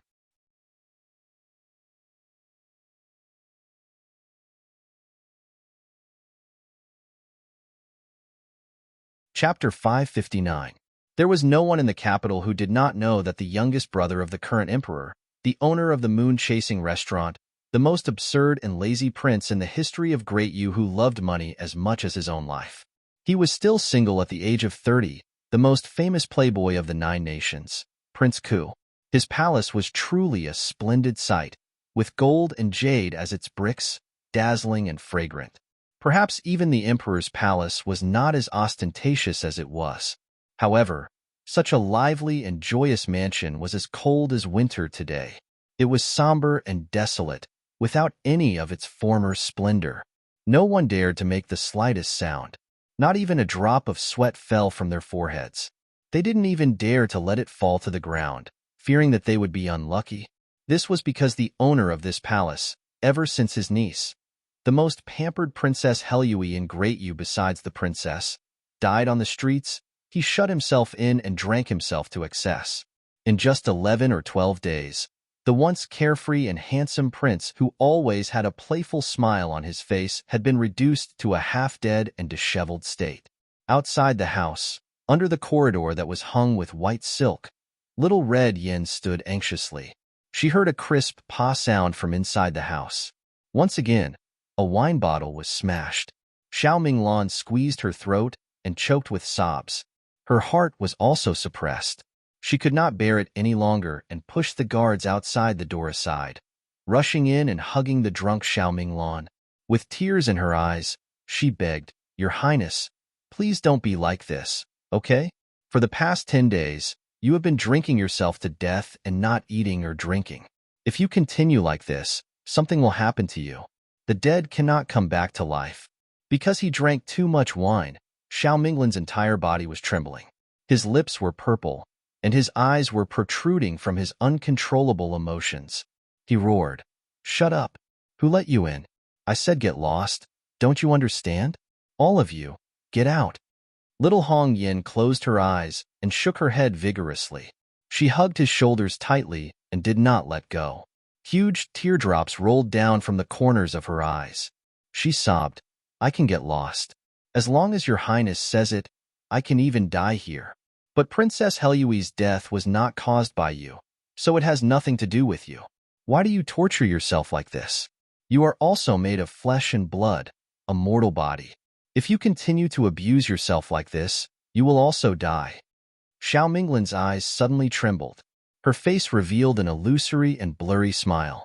She squeezed out words that were as sharp as knives from her dry throat. "Who said it has nothing to do with me? I killed Hirue. It was me." Little Red Smoke was stunned. "Your Highness, what are you talking about?" Xiao Minglan pried her arms away and staggered to his feet. His bare feet had long kicked his boots to God knows where. He walked absent-mindedly in the empty main hall that was filled with the fragrance of wine. He did not seem to care that his feet stepped on the broken pieces of the wine jars, leaving patches of red on them.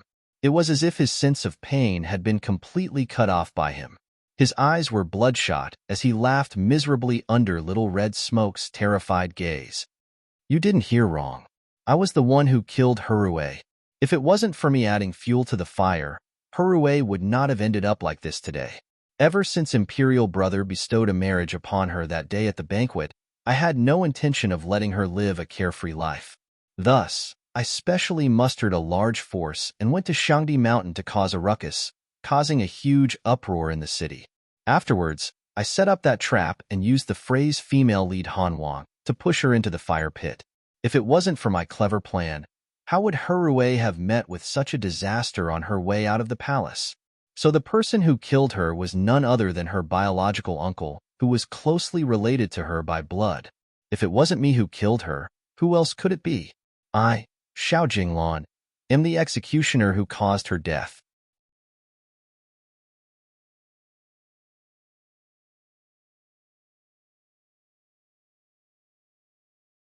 Chapter 560. Outside, the scorching sun was scorching.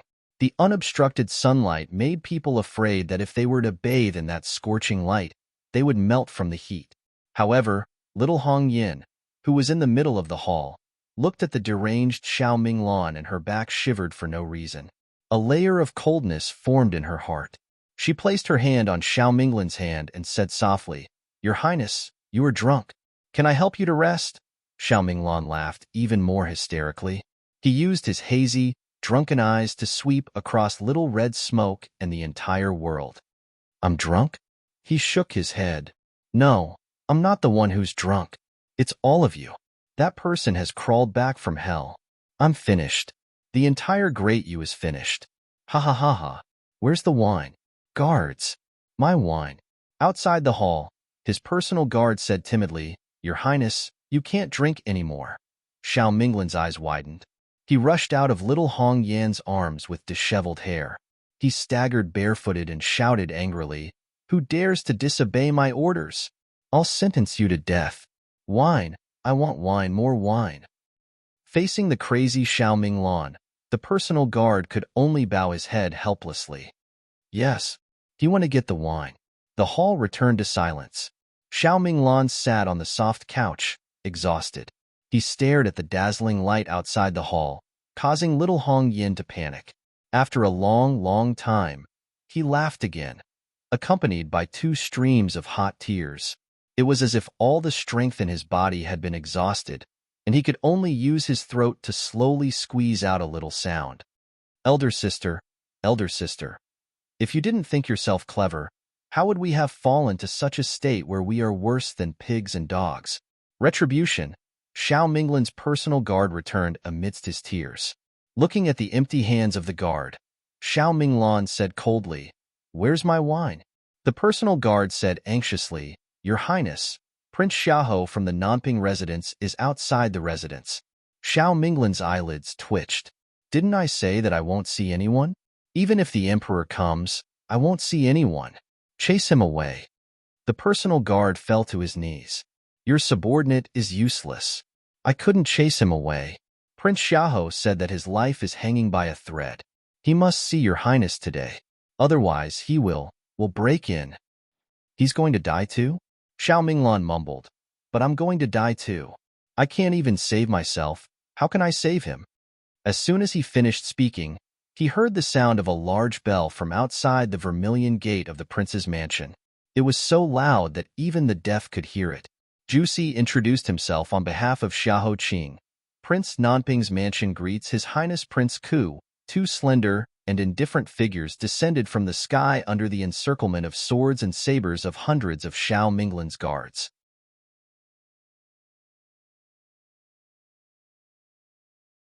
Then, they calmly walked towards Xiao Minglan's main hall. Xiao Minglan stood up and looked at Xiaoho Qing, who was walking towards her. It hadn't been long since the last time they played Ma Diao together, but it felt like years had passed. Xiaoho Qing's face was obviously paler than before. There was no trace of blood in his face. He himself was not any better. He was dead drunk and living a life worse than death. Xiao Minglan laughed foolishly. He waved at Xiaoho Qing and said, Prince Xiaoho, come. I heard that you're going to die too. Just nice. Accompany me. We'll have another companion on our way to the netherworld. These words were inauspicious. Juicy supported Xiaoho Qing and frowned. Xiaoho Qing smiled faintly. Sure. If I can have such an interesting person like Prince Ku with me to the netherworld, death will be interesting. Maybe I can play Ma Jiao with you again when I queue for Ming Po's soup on the Bridge of Helplessness. It won't be lonely.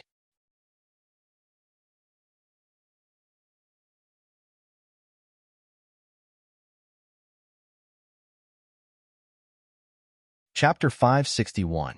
Ha ha ha. I told you that you are a wonderful person. Xiao Minglan stretched out his hand, half laughing and half crying. There were still traces of tears on his face. He said with drunken eyes, Since you are not afraid of death, why are you still looking for me? Xiaoho Qing raised his hand, indicating for Juicy to help him to sit opposite Xiao Minglan. He coughed a few times and laughed softly. Xiaoho Qing is indeed not afraid of death, but I am afraid of one thing. Xiao Minglan raised his eyebrows. The bright light behind his back made Xiaoho Qing's face look exceptionally resolute. That is going to the netherworld but not knowing why I died. Going to hell but not knowing who stabbed me. Even if I die, Xiaoho Qing will not be able to rest in peace. Your Highness the Prince is a very emotional person. Are you willing to do this? Xiao Minglan looked at empty space in confusion. Even if I am not willing, what can I do? We can't win. No one can win. Xiaoho Qing's eyebrows twitched. He sensed that Juicy obviously knew something. He stood up and said, How would I know if I haven't tried? Your Highness, please send everyone away. Xiao Minglan raised his head to look at him. He was stunned for a moment before he waved his hand and ordered everyone in the hall to leave. Juicy was still not at ease and personally closed all the doors and windows. Xiao Minglan frowned. What do you want to tell me? Xiaoho Qing did not say a word. He only opened his collar silently and pulled off the fake skin covering his neck, revealing the glaring blood red inside. When he saw the blood-red shape, Xiao Minglan's pupils shrank and he almost fell off the soft couch. His face was pale as he shouted, Where did you get this poison from? I have been suffering from this poison since I was 10 years old. After that, it would take away a sense from me every once in a while. Until now, my life is at stake. Since I entered the capital, I have been secretly investigating. I have suspected countless people, including your Highness the Prince. At this point, Xiaoho Qing had no need to hide anymore. He went straight to the point, until the princess was killed on the street. I then knew that you and I were birds in the same cage. Over the years, there have been many questions that have been bothering me. Perhaps only the Grand Prince can give me some pointers. Xiao Minglan's lips were trembling and her eyes were in a mess. She turned around and asked, How can you be so sure that I know something? Maybe I don't know anything. You've got the wrong person. Xiaoho Qing smiled faintly, straightened his collar, and sat back down.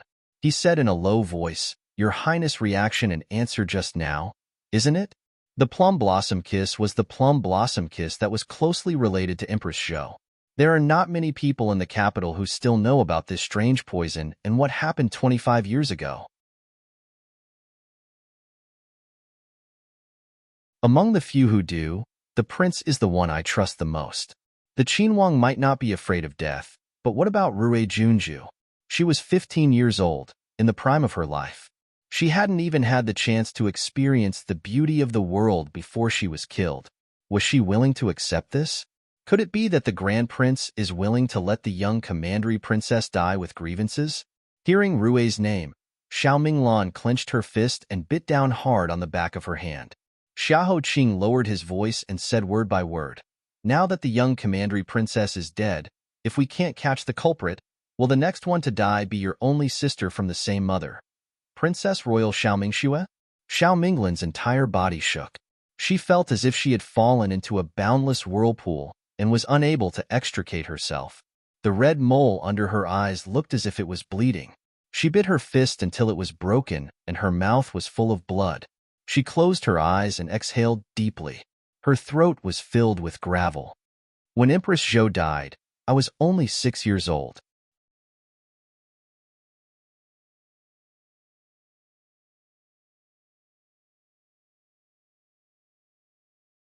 Chapter 562. Xiahou Shizi is resourceful and should know about us siblings' background. Our birth mother is a lowly palace maid who was carefully selected by Empress Zhou to be sent to Imperial Father's dragon bed after being unable to conceive for many years and being criticized by the court officials. She was a shield to block the mouths of the court officials, a prop, and an object that was not taken seriously at all. Xiao Minglan closed her eyes. Her voice was very tired and a thick sneer escaped from her lips. However, this object's belly was very strong and not long after, she became pregnant with my elder sister. Empress Zhou immediately sent an imperial physician to diagnose and found out that it was a girl. Only then did she spare my mother's life. In the years that followed, my mother and my elder sister carefully made a living under her. To be honest, Empress Zhou treated my mother very well. She gave my mother silk and satin, wealth, splendor, and did not treat my mother unfairly. She even gave her honor and preferential treatment that far exceeded that of a concubine, causing countless people to be jealous. However, no one knew that every evening when my mother went to the Phoenix Algae Palace to pay her respects, there would be a bowl of contraceptive pills silently placed in front of my mother, waiting to be swallowed mouthful by mouthful. 10 years passed like this. Imperial Father seemed to have completely forgotten about my mother, and only then did he give my mother a chance to catch her breath. Unexpectedly, by chance, Imperial Father looked at my elder sister who was gradually growing up to be slender and elegant and thought of my mother again. Because of this, behind Empress Zhou's back, my mother became pregnant with me. My mother was extremely scared. She knew that if Empress Zhou knew about this news, she would definitely be furious.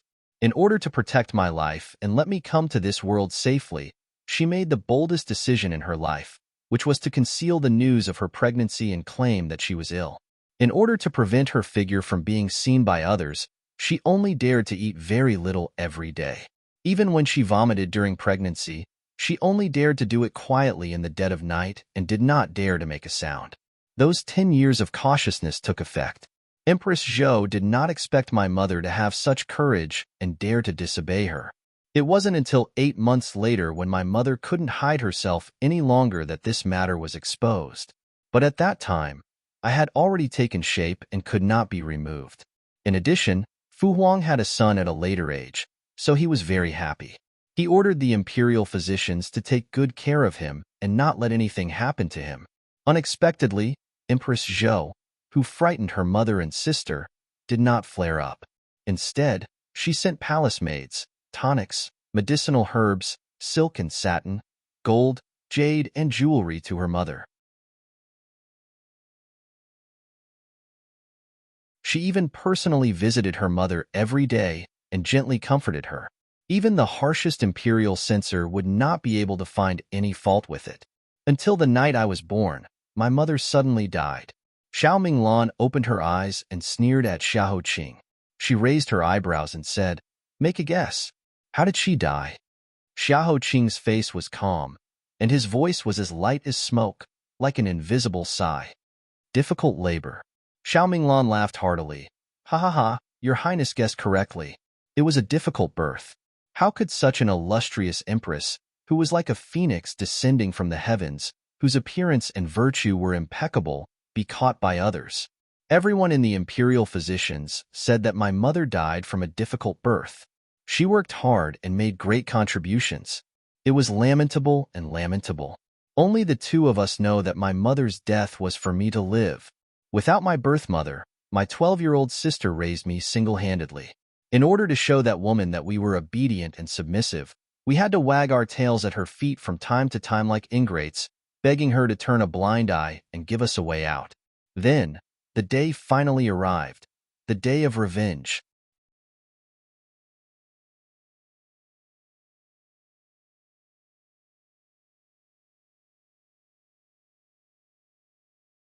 Chapter 563. Xiao Qing seemed to have caught on to something. He paused and said, "I have heard that the eldest princess was treated with great respect by His Majesty and was given the title of Protector Eldest Princess. You have made great contributions to His Majesty's ascension to the throne." Xiao Minglan let out a long breath and said in a low voice, "Yes, we were involved in the palace coup 25 years ago. I recognize the plum blossom kiss on your neck because 25 years ago, my imperial father died from this poison, and the person who poisoned him was Empress Zhou. At that time, imperial father was old and my eldest brother, who was the crown prince, was in his prime. How could an old wolf be willing to submit to someone else? Although no one in the palace dared to say anything, I could clearly feel that the atmosphere in the palace had changed. Everyone was very nervous, like a string of taut strings. It made people panic, as if something big was going to happen at any time. Because the crown prince was appointed, the relationship between imperial father and Empress Zhou gradually drifted apart. Empress Zhou also received more and more accusations from the court. At this critical moment, imperial father suddenly fell ill. At that time, I was not even 6 years old and was a wild dog without a mother. I spent my days at Empress Zhou's feet wagging my tail and begging for pity. No one took me seriously. Thus, after an imperial physician examined me, I used my small body to sneak into imperial father's bedroom. I saw the half-opened blood-red plum blossom on the side of his neck. There was no one else in the bedroom. Only imperial father was lying on the bed with his limbs stiff like a wooden puppet. At that time, he could not even speak. When he saw me, he could only open his eyes wide and look at me with the urgency of a dying fish. He gasped for breath from his throat. At that time, I was very scared. I did not know what had happened. I was so scared that tears flowed down my face. I only wanted to run away from this incomprehensible situation. But when I turned around, I suddenly realized that Father Emperor was staring at me and then looking in a certain direction. His throat kept making short noises, and his eyes were full of urgency and a pleading that I had never seen before. It was as if I was his last straw to save his life. I realized that my father wanted me to take something out and entrust it to me. I hesitated for a while and walked back. I followed my father's gaze and found a hidden compartment behind his bookshelf.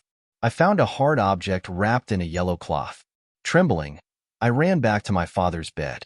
I watched as his mouth opened and closed soundlessly. He struggled to say the word "four," which meant fourth brother. Then, he told me to leave quickly. I was scared out of my wits for half an incense stick's worth of time.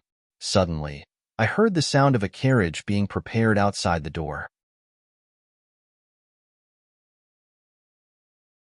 My entire body quivered, and I hurriedly brought the bag of metal out of the dog hole in the wall, bringing it to my older sister. After that, it passed through my sister's hands and ended up in the hands of my fourth brother, the sage. You know what happened after that. Xiao Minglan's expression was blank as she murmured, "I thought that after Empress Zhou's death, our great enmity would be avenged and the coffin would be closed. I didn't expect that the vengeful spirit would come back full of resentment and find those who had betrayed her. She would take revenge one by one, and no one would be able to escape. Now that fourth brother is in a coma, the scene from that year has reappeared. Great, you is finished this time. Xiao Qing said, I don't believe in ghosts and gods. If there really was a vengeful spirit causing mischief, then the world would be filled with vengeful spirits. Your deceased mother would find Empress Zhou herself to take revenge, and there would be no need for the prince to do anything. Other than Empress Zhou, could there be other possibilities? Could it be that little Empress Zhou still has some trusted subordinates who survived the fire and planned all of this? Xiao Minglan's expression was extremely tired. She shook her head and said, Brother Emperor was an extremely cautious person. When he ascended the throne, he cleaned up all of Empress Zhou's remaining evil. Those who died in the fire were also counted and screened before being buried together. I really can't think of any other possibility. Could it be? Xiao Minglan suddenly thought of something. She frowned and inexplicably said, That's impossible. Then, she stopped abruptly.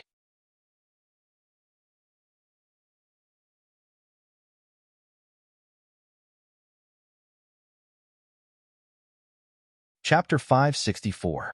Xiao Qing heard the strangeness in Xiao Minglan's words and muttered, If Prince has any ideas, feel free to say them. Xiao Minglan stood up and paced back and forth in the spacious hall. Suddenly, she asked strangely, Does heir apparent know the origin of Ning family's girl's mother and the title of Junju? Xiao Qing said, I have heard a little about it. On Empress Zhou's 40th birthday, she met Junju He Xian by chance. She was as beautiful as snow, and her 8 characters were extremely auspicious. Thus, she was often invited to the palace to accompany her. The late emperor also often saw her at the Phoenix Algae Palace. To win Empress Zhou's favor, he personally conferred her the title of Junju. Xiao Minglan lowered her eyelashes and smiled coldly. You only know half of it. None of you know the other half. When Empress Zhou was on the throne, although she was unable to give birth to a prince, she once had a princess. That princess was also her only child, imperial sister Xiao Mingjia, who was 4 years older than me. However, she was different from her mother, who had superb skills and an imposing manner. Because she was born weak, she was bedridden all year round. Even the most skilled imperial physician could not guarantee that she would live past the age of marriageable age, even at the risk of being beheaded. Empress Zhou racked her brains for her only daughter. She was physically and mentally exhausted. She did not hesitate to search all over the 9 prefectures for the sake of extending Xiao Mingjia's life by a little. That was until the great Xianghua Temple's old Zen master suggested a way. That was to choose a person who was born on the same year, month, and day as Xiao Mingjia. That person also had the same fate as Xiao Mingjia and had excellent 4 pillars. The auspicious aura of that person would help Xiao Mingjia resist the evil aura in his fate. Xiao Qing's mind was as quick as lightning. He quickly understood the meaning of Xiao Minglan's words. So, in the end, Junju He Xian was chosen? Yes, Xiao Minglan sneered. In terms of being a mother, Empress Zhou could indeed be considered a loving mother. In order to help her precious daughter resist the disaster, she did not hesitate to use other people's daughters. She meticulously designed a good show to keep everyone in the dark. Then, she casually threw out a gift that made people grateful and overwhelmed. This was the royal grace that she was best at. Xiao Qing now knew that it was no wonder that Junju He Xian, who was an ordinary court lady, could unexpectedly catch Empress Zhou's eye and was often summoned to the palace to accompany her.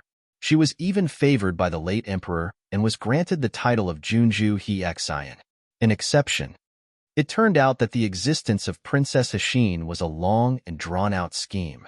It was truly ridiculous. What happened after that, Prince? Please continue to enlighten me.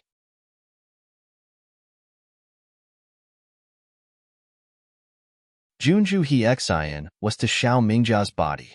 For 3 years, Junju He she lived palace for 3 years. For the way, Junju He every day two and she twos, two and as if and forth, as if she as if. As the like to be used like she to use to and in like she, to the two, to the she, is. But gradually, for some unknown reason, Junju He Xian, who was originally as rosy and lively as a rabbit, became weaker and weaker.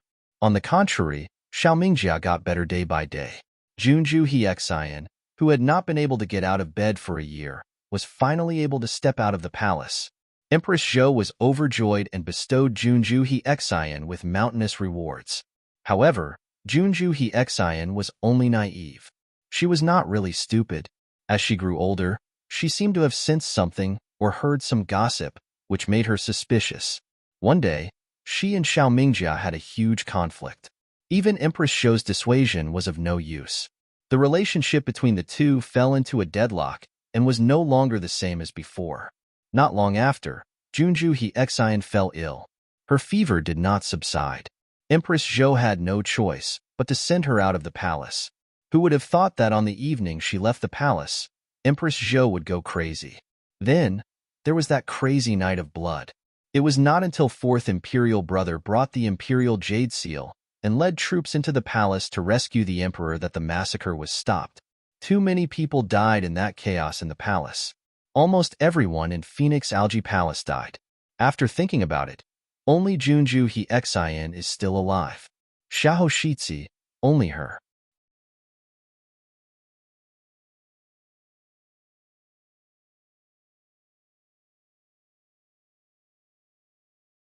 Chapter 565. Prince, you mean? Xiao Qing's brows furrowed. But Princess Hexin herself is in prison. Xiao Minglan was confused. She rubbed her temples and said, I don't know. I don't know who to trust in today's world, and who is worthy of my trust. All these years, I couldn't figure out why Princess Hexin fell ill at such a timely time. If it wasn't for that emergency, what would have happened to her? With Empress Zhou's scheming mind, would she have predicted it in advance and made other arrangements? Later, I always wanted to ask Princess Hexin what happened that day, but I heard that after she woke up, the memory disappeared inexplicably, so it was left unsettled. Xiao Minglan's last voice was like a wisp of formless smoke. Once it dispersed, there was no trace of it. Prince Xiao, that's all I know. I'm afraid that I can't unravel some mysteries in my lifetime. I can only leave it to you, please. It was already 2:15 in the afternoon when they came out of Prince Ku's mansion. Jusi helped Xiao Qing into the carriage. When the carriage was 3 miles away from the prince's mansion, he said in a low voice, Prince Ku, is what Prince Ku said just now credible? Xiao Qing leaned on the soft cushion and concentrated. There was an incense burning in front of him. The smoke was mixed with the fragrance of medicine that could suppress the pain in his limbs and bones. He slowly shook his head. Half of what he said is true and half of it is false. But the past he said is true and sincere. The cause and effect are all connected. I really can't tell which is true and which is false. Indeed, because there are not many people who have witnessed the past and are still alive in this world. Because no matter what he said, we can't tell the truth. But there are still a few small flaws in his carefully woven lies. Bring me tea. Xiao Qing stretched out his finger and dipped it into the cold tea that Jusi handed him. Then, he copied Ning Shu's previous appearance on the small table in front of him and wrote the word one in the shape of a red-crowned crane flying through the air. In his description, Empress Zhou is an extremely deep and vicious person. She is the opposite of the intelligent, sensible, decent, and kind Empress Zhou described by Duke Ning. They are like two completely different people. This is one of the reasons. Second, Prince Ke repeatedly emphasized that he was less than 6 years old when the palace rebellion happened, so no one suspected him. But who was the person he wanted to deal with? The most terrible Empress Zhou in his words. How could such a meticulous woman, whose heart was as vicious as a snake and scorpion, not have noticed his secret spying and did not take any measures against him? It doesn't make sense.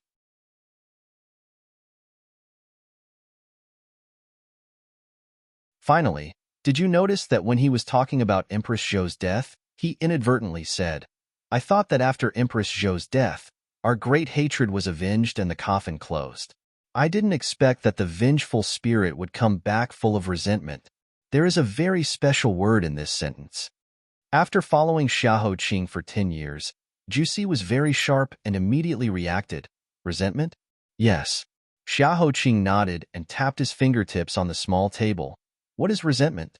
If an honest person walked on the mountain and fell to his death for no reason, he wouldn't be resentful. Most people would just admit that they were unlucky and blame themselves for being careless. If a person who killed people like Scything Flax was killed for revenge, he wouldn't be resentful. The justice of heaven should be like this. Even if he were to be resentful, it would be anger. So to be resentful, it must be in a situation where the person was unguarded and exposed their back to the person they trusted, but was suddenly betrayed. The anger in the heart can't dissipate and accumulates. Mixed with monstrous hatred, it can give birth to resentment that makes one's heart tremble. Why did he subconsciously say those words? Did it mean that the truth was completely different from what he said? In that great chaos, the siblings weren't innocent victims, but the people holding the sharp blade.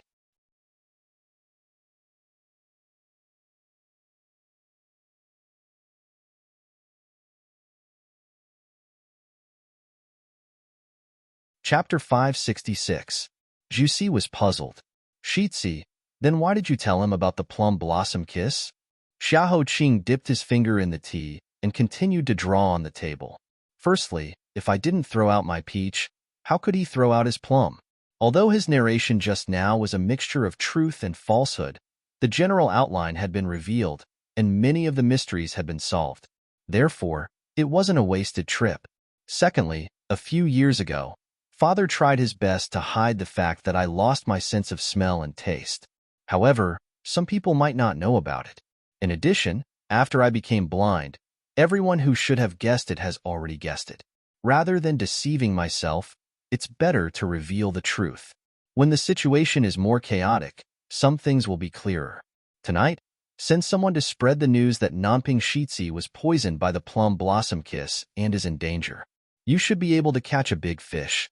Xiahou Qing stopped drawing and coughed heavily. Juicy immediately asked worriedly, Shitsi? Xiahou Qing waved his hand and said in a hoarse voice, It's fine. He pointed to a small portrait on the table that he had sketched out with tea and asked, Does she look like this? Juicy was stunned. Only then did he realize who the she that the crown prince was talking about was. He bent over and looked at the small black sandalwood table. On the small table, there was a small figure painted with tea water that was sparkling. The small figure had two willow leaf-like eyebrows, smiling eyes, and the slightly upward curve of her lips hid a touch of quick-wittedness and craftiness. For some reason, Ju Si's nose twitched. He said in a low voice, Yes, when Lady Ning played tricks on Huema and the others, her appearance was exactly the same as you imagined. However, her eyes were a little bigger. Recently, she had lost some weight, and her chin was a little sharper. Xiahou Qing nodded and said with a smile, In the end, they can't be drawn the same. I always thought that if I was lucky enough to be reborn in my next life, I would definitely not drink Meng Po's soup.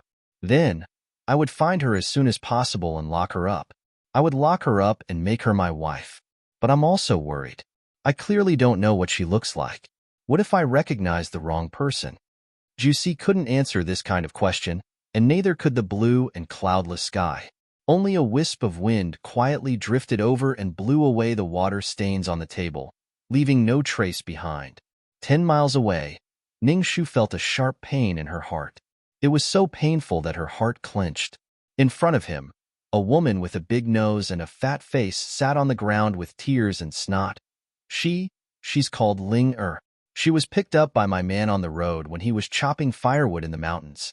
At that time, when he picked her up, her body was in a mess and her clothes were not even in shape.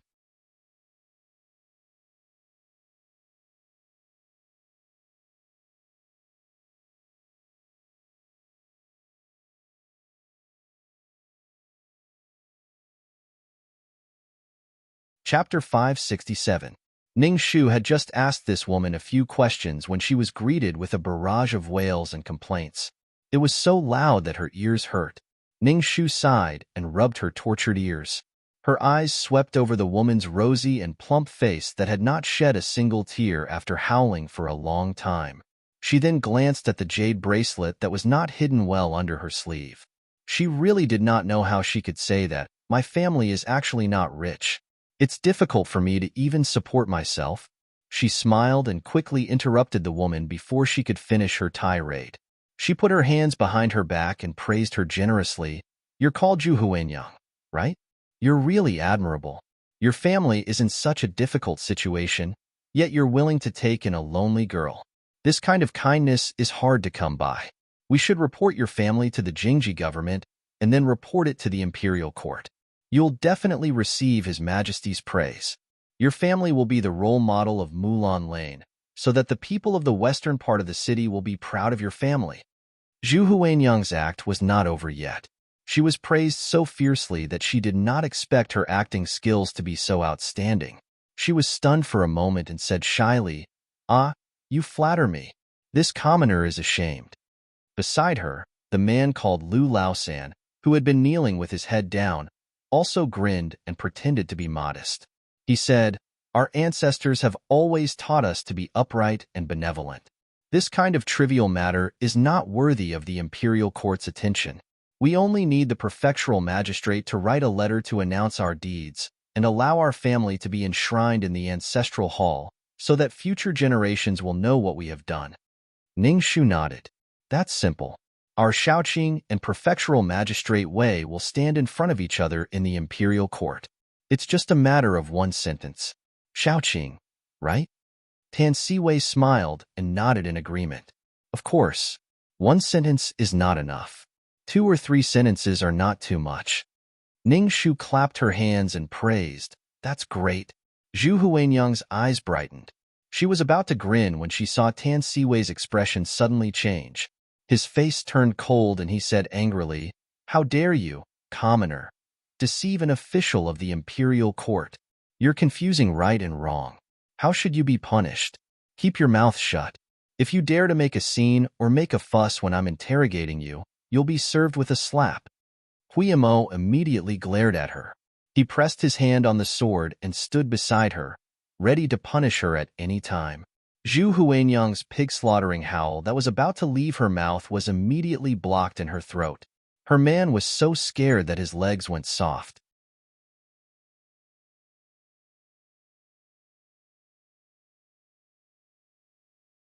Just then, they heard the smiling and extremely amiable official tear apart their faces one by one. "You said that your family is in trouble. Do you think this official is blind? Your family lives in a 2-story house. Although you can't be considered wealthy, you have nothing to do with the word poor. Therefore, all your flattery is a lie. Also, you said that this girl was rescued by your husband when he went up the mountain to chop firewood. I've already sent people to investigate your family. You're a vegetable vendor in the city. Every day, you go to the outskirts of the city to transport vegetables to the city.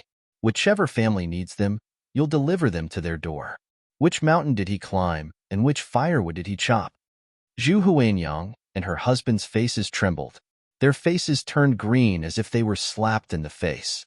They began to panic. Zhu Huanyang was the first to cry out, "My lord, what kind of people are trying to frame my family? My family's house does look good. However, it's passed down from my ancestors. It's an empty shell. In fact, it's an embroidered pillow. It looks good on the outside, but it's empty inside. However, those people who have no conscience don't know. They're blindly jealous and secretly hate. Therefore, they spread bad rumors about my family everywhere."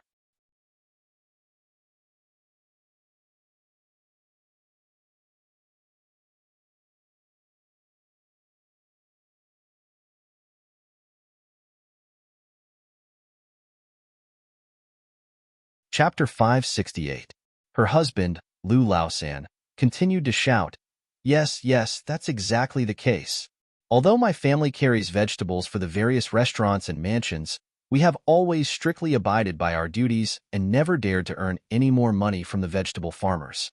When there was a flood or drought, we pitied the vegetable farmers and often gave them some money instead.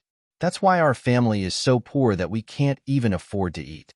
We thought of chopping some firewood on the way home to save a few copper coins for our family to survive." As he spoke, he even squeezed out a few drops of crocodile tears. Tan Siwei had seen many shameless people, but this level of shamelessness was truly an eye-opener. He sneered, "Then what's going on with this matter? You said that the girl was 11 or 12 years old and begged you to take her in. She often had dirty hands and feet. How come this official heard that she personally told the neighbor's aunt that she was only 10 years old and that she often ran out not to steal, but because she couldn't stand being beaten, scolded, and humiliated by you. So she ran out to survive. Zhu Huanyang's eyes darted around. She steeled her heart and straightened her neck. AI, that girl is too good at acting. In the beginning, she also coaxed us with a tearful voice. That's why we were fooled. I didn't expect that she would spread rumors about us husband and wife after making a mistake. The human heart is truly sinister. I'm afraid this is what the teachers mean by biting the hand that feeds you. Her glib tongue almost made Ning Shu laugh. Tan Siwei snorted heavily and raised his voice. You're still quibbling. Lu Laosan glared and said with righteous indignation, Official, we're all honest people. You can't arbitrarily convict us just because you heard a few words of gossip. We're not allowed to defend ourselves. He raised his neck and cried out in grievance, Oh heavens, listen to this. This group of people who wear official robes have inhuman hearts. They want us to be wronged to death. I beg you to quickly send down the snow in June. Seeing that the couple was about to make a big deal out of this, pouring bucket after bucket of dirty water, Ning Shu couldn't stand the second round of bombardment. She stood up and said, I know why. Coldly glancing at them, Ning Shu said sharply, The reason I can't leave your family is because your family has a mentally handicapped eldest son who can't find a wife in his 20s. So you're overjoyed, thinking that God has given you a ready-made daughter-in-law for free, and you don't even need a single copper coin. She had no parents and no one to cry to. She could even work like a cow or a horse for her family. That was simply wonderful. But in the next moment, you're worried. What if she understands your thoughts and runs away after she recovers? After all, she had 4 legs and he couldn't keep looking at her all the time.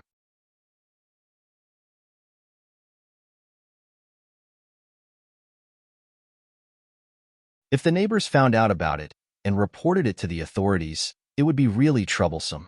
So you racked your brains and came up with a plan. It's easy. While the girl is still sick and confused, you can trick her into signing a marriage contract. Then you can hold her life in your hands. As for her saying that she's only 10 years old, it doesn't matter. She can say that she's 2 years older. This way, you don't have to wait until she's 15 years old. You can marry her 2 years earlier. At that time, she'll be a chicken or a duck in a cage, a pig or a dog tied with a rope. She won't be able to leave your house anymore. Zhu Huanyang refuted without thinking. What nonsense are you talking about? That marriage contract was signed by her willingly to repay us for saving her life. Seeing that the stupid donkey took the bait, Ning Shu smiled. There really is a marriage contract. Then it's easy. According to the law of our dynasty, there must be a witness to sign a marriage contract. Do you have a witness in your house? A drop of sweat fell from Lu Laosan's forehead. Of course, I do. My family's. Yes, my uncle is a famous old man in Mulan Lane. If you don't believe me, you can invite him here and we can confront each other in the past. Then do you know that the witness also has to sign the marriage contract before it counts? My uncle is old, and he can't hold a pen. So, he can't sign on it. The marriage contract not only needs to have your son's handprint, but also yours and yours. That shouldn't be missing, right? Yes, yes. Wait for me to personally bring the marriage contract to you. Then you'll believe me. Lu Laosan gave his wife a look and hurriedly staggered to his feet. Ning Shu immediately scolded. Stop him. Go get it yourself. Don't tell me you want to quickly add a stroke to the marriage contract. Let me tell you, my great Yu dynasty doesn't have any law that requires the handprint of the parents-in-law to be added to the marriage contract. I've seen too many shameless people in my life, but people as disgusting as you are really disgusting. Just now, my family's lord said that if you dare to distort the truth again, you'll be slapped. Come, immediately start the punishment.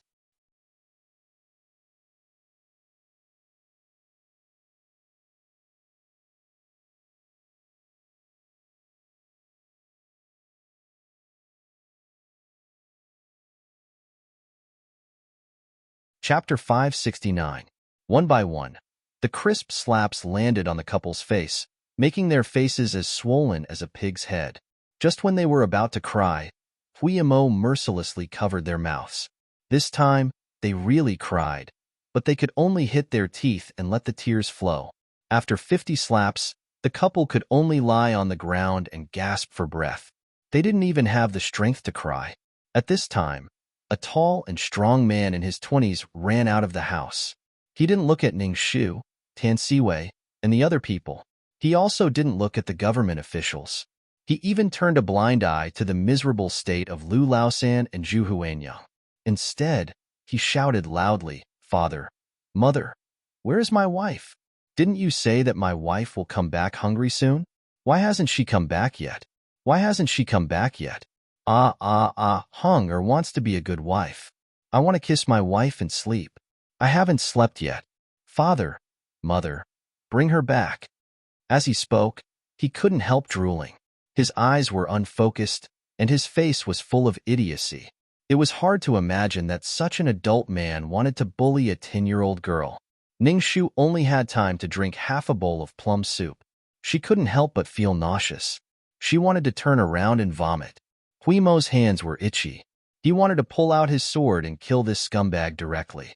However, the case hadn't been solved yet, so he had to force himself to endure it. He tied the idiot up and forced him to kneel on the ground. The idiot was very strong. He resisted for a while before he was subdued. It was hard to imagine how the little girl, who had just turned 10 years old, had struggled and cried in the pitch-black darkness to escape from the pair of demonic claws and wait for the light to shine in at dawn. Ning Shu pressed Huimo's shoulder and then bent down to look at the vicious couple. "Now, it's time for you to tell us everything." The man surnamed Lu was still stubborn. "We don't know anything. What can you do to us? Were they going to extort a confession through torture? That's against the law. Be careful or I'll sue you. We may not hurt you, but we can't guarantee that your precious son won't have some small accidents, such as suddenly falling or accidentally cutting himself with a knife. After all, he doesn't know anything." The couple finally showed their first real fear of the day. "We'll talk. We'll tell you everything. Please don't touch my son. He's just a child." Coming out of Mulan Lane, Huimo has a lot of dirty words to say. However, he doesn't want to say it because he has been educated in the prince's mansion for many years. He can only hit the innocent tree with his fist. The other hand is holding the token left by the girl, an old red rope. This is too much. Simply, how could there be such disgusting parents in this world? Their son was as strong as a pig, yet they could still shamelessly say that he was just a child.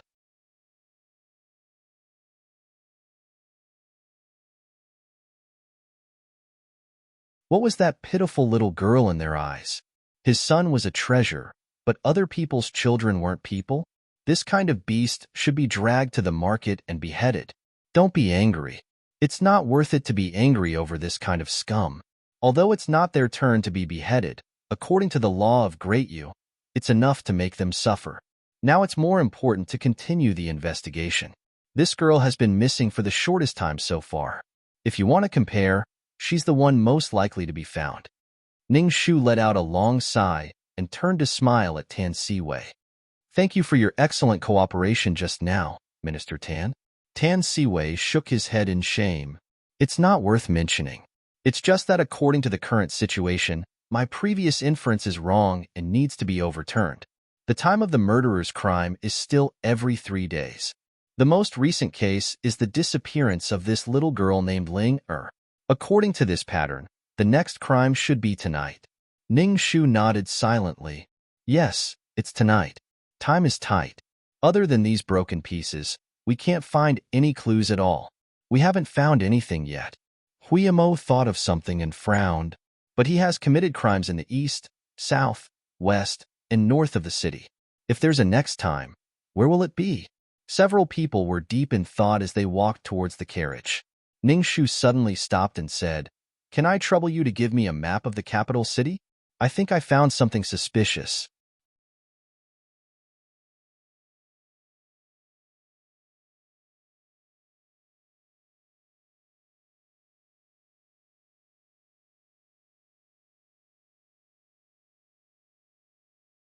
Chapter 570. Ning Shu is holding a charcoal pencil in her hand. She marks all the crime locations and the corresponding houses one by one on the map. Looking at the marks she has made, She frowned slightly, and her eyes quickly jumped from one point to another. Fine beads of sweat from her forehead rolled down from her cheeks to her neck and soak her collar. Under the hot sun, she suddenly raises her head and says, "I see." Huiyamo stuck his head out and looked at the messy markings for a long time. He was confused. What? Is there any pattern? What's going on? Ning Shu's slender fingers quickly point on the map. Her eyes are like torches.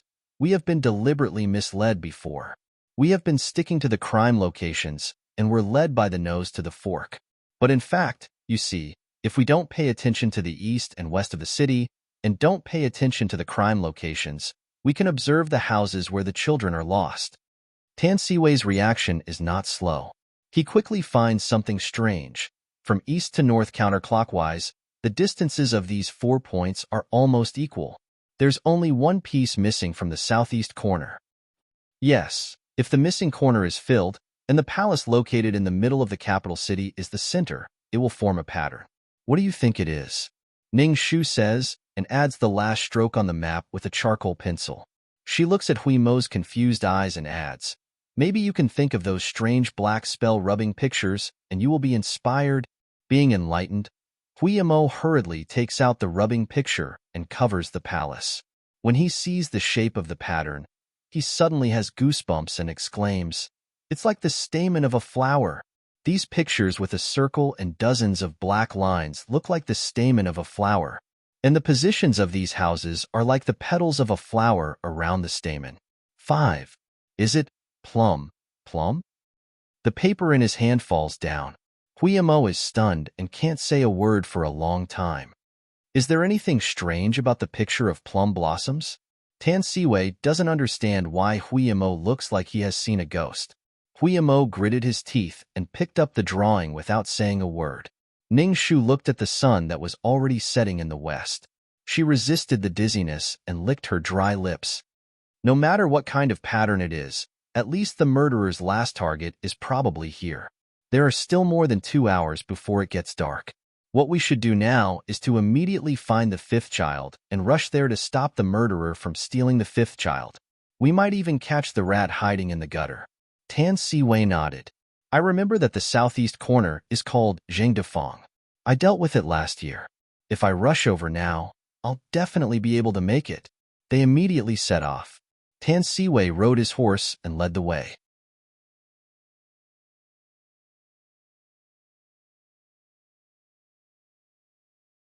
Huiyamo drove the carriage with Ning Shu and followed closely behind.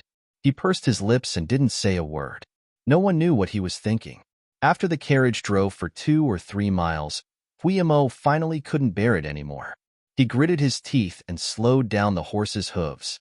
He turned his head and looked at the slim and hazy figure behind the bamboo curtain. He whispered, "Miss Ning, do you remember everything?" Behind the bamboo curtain, Ning Shu drank the 3rd cup of tea and finally soothed her dry throat.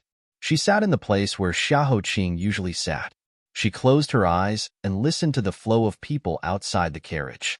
She lowered her eyelashes and smiled. "What do you think?" Huiyamo frowned.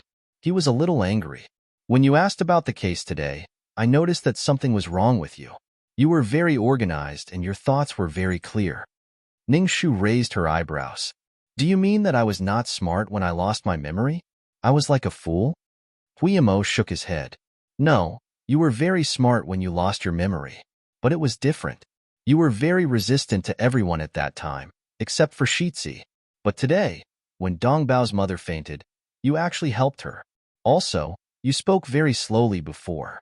Even yesterday, you were still like this in front of Shitzi. But today, you are obviously much better. There are other expressions and small movements. Although it is not obvious, I am not a fool. The most important thing is the pattern just now. There are many 5-petaled flowers, such as peach blossoms, pear blossoms, lilacs, and so on. But when I blurted out the name, plum blossoms, you were not surprised at all. You didn't question it. You didn't know the special features of this flower when you lost your memory.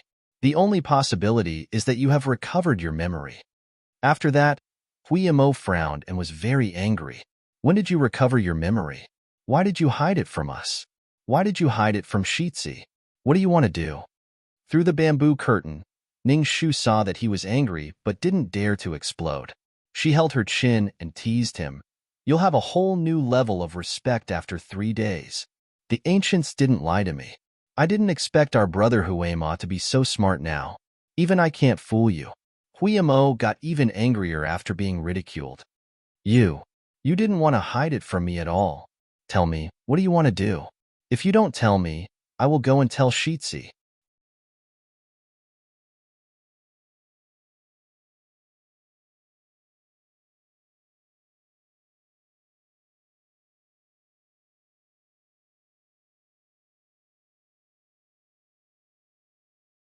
Chapter 571. Ningshu lifted a corner of the bamboo curtain and smiled. Don't get angry. The sun is hot, and the heat is strong. Young man, it's easy to get rid of the heat. How can you say such things? Huimo was ashamed and angry. He took out a cloud-piercing arrow from his sleeve and was about to shoot. Ningshu saw that the rabbit was anxious and quickly comforted him. Ningshu patted his shoulder. Okay, I'll tell you. I did recover my memory, but it wasn't long ago. Yesterday, when I returned to the Duke's estate and saw my family, I naturally remembered. As for what I want to do, I don't want to do anything. I didn't take the initiative to tell you because your Shitsi is so cold to me. If I rush to tell him, it will look like I'm shamelessly clinging on to him. After all, as a woman, I also want to save face. There's a good saying, if he's heartless, I'll stop. If he ignores me, I'll ignore him. In the future, when I find a better husband, I'll pull him in front of me and make him regret it. He'll come crying to me and beg me to stay. Huimo looked at her suspiciously. Really? Ningshu blinked her eyes. Then tell me, could it be that I'm plotting something? If I'm plotting something, how could I let you discover my abnormality so easily? Huimo racked his brain, but he couldn't think of any other reason for her to hide her memory. Could it be, as she said, that she was just throwing a tantrum and didn't want to talk? So troublesome. A woman's mind was too hard to guess. That's right, before I tell him, you're not allowed to tell your Shitsi. He dares to anger me like this. I'll definitely get revenge. Otherwise, when I become your Shitsi's wife, I'll make trouble for you every day and send you to the border. You'll never be able to return to the capital, and you'll never have the chance to see the 13th princess again. Huimo's face turned red and he said with a guilty conscience, What nonsense are you talking about? Why would I want to see the 13th princess? I don't have anything with her. Nothing? Then next time I see Princess Chongping, I'll pass on your message to her. Don't come looking for trouble with our little brother Huimo. It's best if she stays Tinjiang away. Our little brother Huimo is exhausted from dealing with her and has no interest in her. You demon! After successfully tricking Huema, Ningshu puts down the bamboo curtain with an evil smile. Huimo's face was red with embarrassment. He turned his grief and anger into strength and waved his whip to catch up with Tan Siwei's horse. Therefore, he did not see Ningshu's smile disappear behind his back. She slowly exhaled, and her long eyelashes drooped with complicated waves of light. One horse and one carriage rushed to Jingdefeng in the southeast corner of the capital at the fastest speed. It was one of the most dilapidated places in the capital.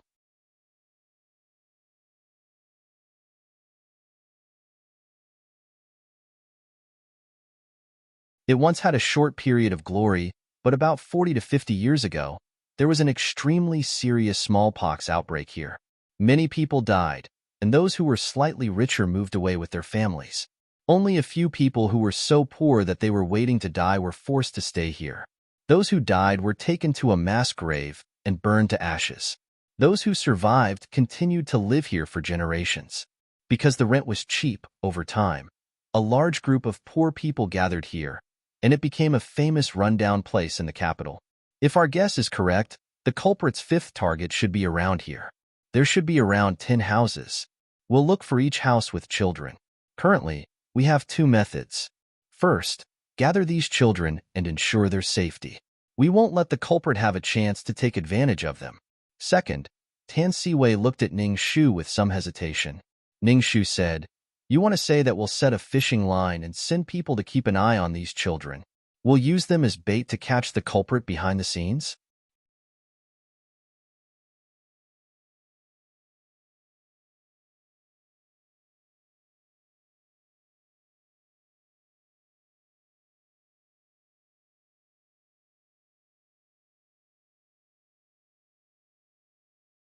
Chapter 572. Tan Siwei lowered his head in shame. Yes, the murderer is meticulous and didn't leave any clues. This may be the last time he makes a move. If we don't seize this opportunity, it may be difficult to catch him. But if we take such a risk, I can't guarantee the safety of the children. Ning Shu understood what he meant. The murderer was cruel by nature. Previously, he had thrown a broken finger to the imperial mausoleum as a demonstration. It was a small finger, only an inch long. It was soft like a newly sprouted willow branch in spring. But the willow branch was broken before it had time to grow new leaves. In case the murderer found out during the tracking process, they really couldn't guarantee that the murderer wouldn't take the opportunity to kill the children in desperation. Huiyamo frowned. Then what should we do? If we save the children, we can't catch the murderer. If we catch the murderer, we may harm a child. We have to make a choice between one child and 4 missing children. Isn't this a hopeless situation? Thinking about it made people bald. The noisy sound of cicadas kept knocking on their ears, making people upset. It was already sunset, but the boredom didn't disappear. Instead, it made people more anxious because of the current situation. A drop of sweat slipped from her eyebrows into her eyes. Ning Shu closed her eyes. It was very painful. The golden and purple sky fell at a speed visible to the naked eye, like rapid drumbeats, urging people to make a decision quickly. Ning Shu took a long breath. Let's find the children around here first. We don't have the right to risk other people's lives, and we can't decide for them whether to be heroes or not. They no longer entangled and divided into 2 groups to inquire about the neighbors here. Huiyamo was responsible for standing on a high place to see if there were any suspicious people. There is a family at the end of the street who just gave birth to a child last year. He hasn't learned to speak yet.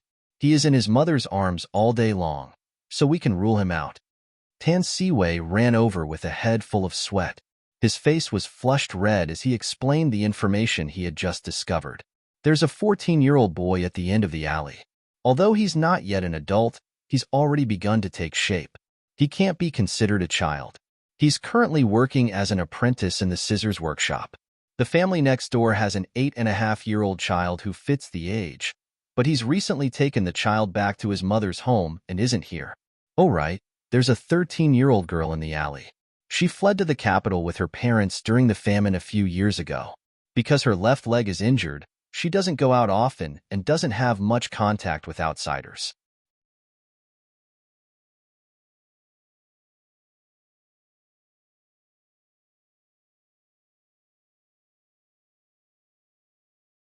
Ning Shu nodded. So far, among the targets that the murderer has chosen, the oldest is Ling who is 10 years old, and the youngest is Zhao Mian who is 7 years old. They are both children who are neither too old nor too young, who often come into contact with outsiders. They have their own ideas, and are at an age where they are easily influenced by others. Based on this analysis, the possibility of these children being targeted by the murderer is not high. Tan Siwei wiped the sweat off his forehead. His eyes were focused on Ning Shu's figure. That's all I found out. Miss Ning, how are things on your side? Ning Shu's pink lips were tightly pursed. She didn't know where to start. She grabbed Tan Siwei's sleeve and said, Xiaoqing, come with me to take a look. Tan Siwei blinked his eyes suspiciously and ran after Ning Shu. It wasn't until they stood in front of the dilapidated building under the old pagoda tree in the west that he opened his mouth in shock. It was only then that he understood why Ning Shu had such a difficult expression. That was because the small building could no longer be considered a house. Half of the building had already collapsed, and only the other half was still hanging on. A broken beam lay across the building, ready to fall at any time, leaking light and wind everywhere. A broken table was picked up from somewhere. It only had 3 legs, and one of them had to be tied to a pillar to barely stand. Other than the broken table and 2 low stools, the few straw mats in the corner were the only belongings in the house. On the straw mats, 4 lean little beggars were gathered together. They gritted their teeth and glared at the group of unfamiliar villains with their clear black and white eyes.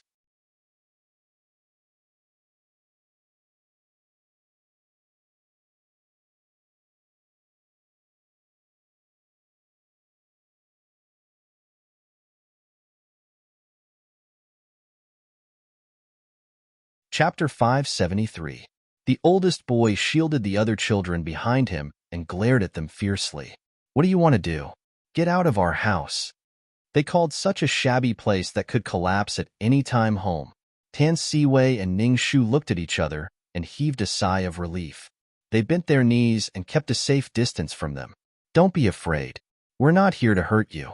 We're from the government and we're here to investigate a case. We have some questions to ask you. Is that okay? The child took out a rusty machete from under the straw mat and pointed it at them angrily. What kind of trick is this? You tricked us like this last time. You said you were from the government and wanted to arrange a place for us because we were homeless.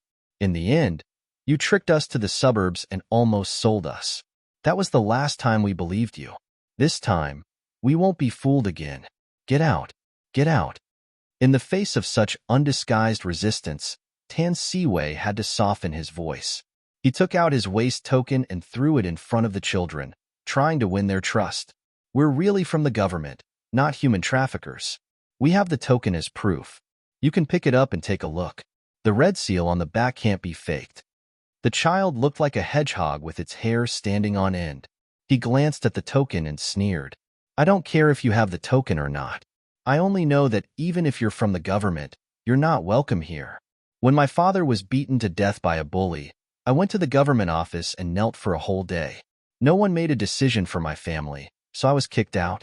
Xiaoma's brother's leg was broken because he offended the private advisor of a big official. He didn't have money to treat his injury and died from the pain.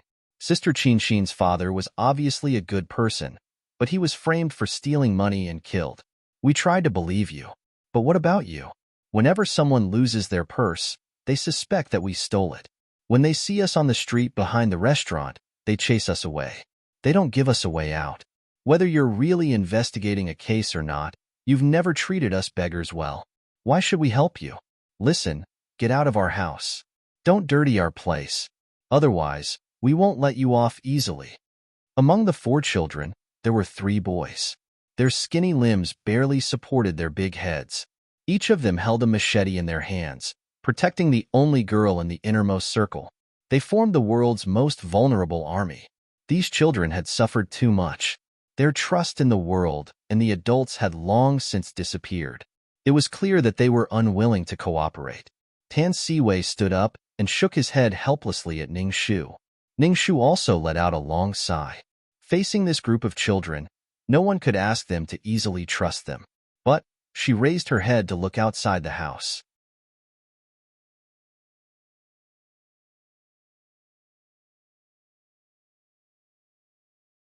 The setting sun had officially taken away the last of the beauty's face, leaving only a dim afterglow. Night was about to come. Her eyes quickly swept across the room, from the 7 chipped bowls on the table to the 2 straw mats separated by a rag under the window.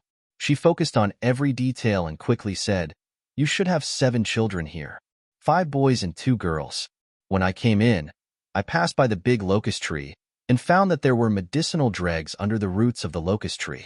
They were half-dried by the sun. This means that one of your children is sick. It should be the little girl in the middle who you're protecting. The smell of the dregs isn't strong. There's also no strong smell of medicine in this room. This means that the medicine has been boiled many times and is no longer effective. So you need money urgently to buy new medicine to treat her. Apart from you, the other 3 children who are older than you should be thinking of ways to get money, right? I don't care if you're willing to believe me or not, but you have no other choice now. First, your little sister can't even stand properly. If you can't find medicine soon, she'll die soon.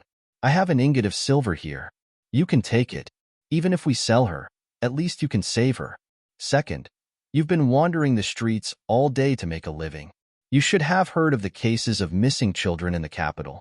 We've tracked it down until now and calculated that the murderer's next target is likely to be one of you. If you don't tell us the whereabouts of your companions quickly, it'll be too late for regrets. You're a very smart child. You should know the consequences.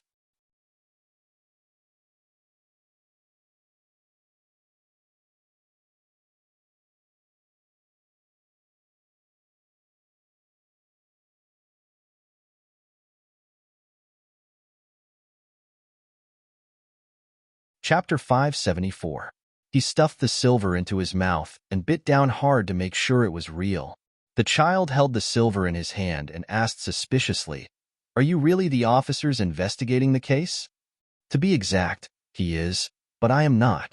Ning Shu pulled out the hairpin behind her head, letting her silky hair cascade down her back. She faced the group of children with the most honest attitude. "My name is Ning Shu.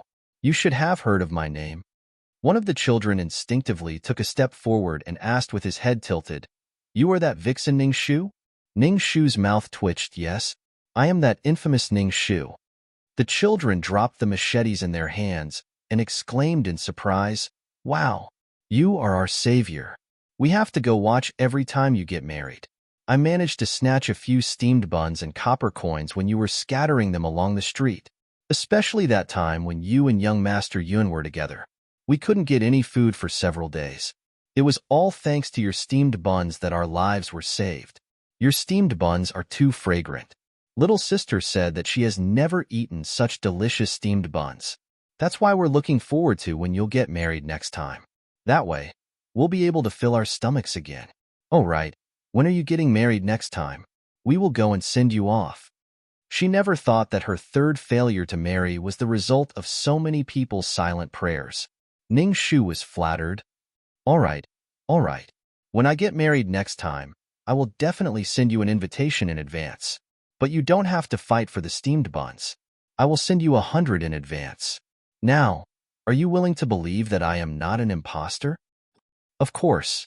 In this capital, other than you, there is no one else who is willing to admit that they are Ning Shu. She could not refute such a flawless answer.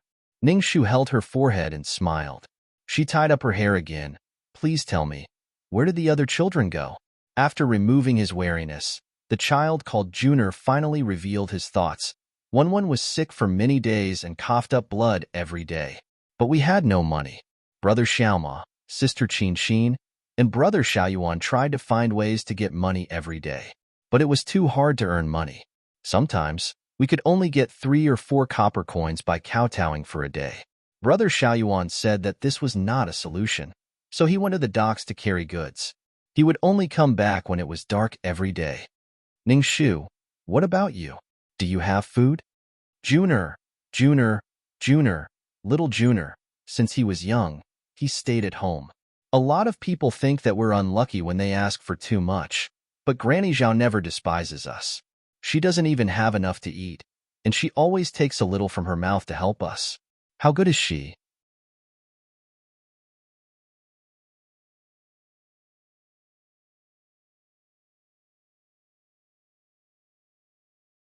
Junior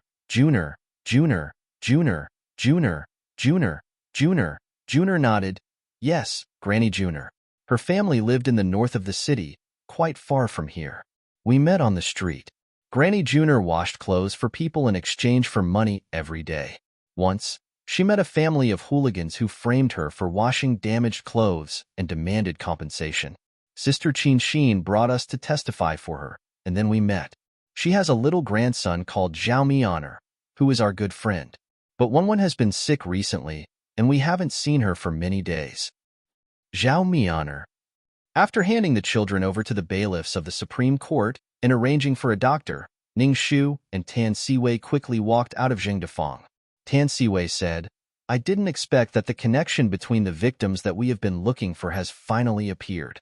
It seems that the murderer's target is one of them." Ning Shu nodded. "Yes. Since Junior and Zhao Mianer are familiar with each other, then there must be some hidden connection between Qin Bauer and Wang Xiaosheng. It's just that we haven't found it yet. There must be someone who connected them all together. Let's go to the docks. We must protect the 3 children before it gets completely dark." You're tuning in to the Romance Rendezvous YouTube channel. We're so grateful for your support, and don't forget to subscribe to join us on this incredible journey through captivating stories.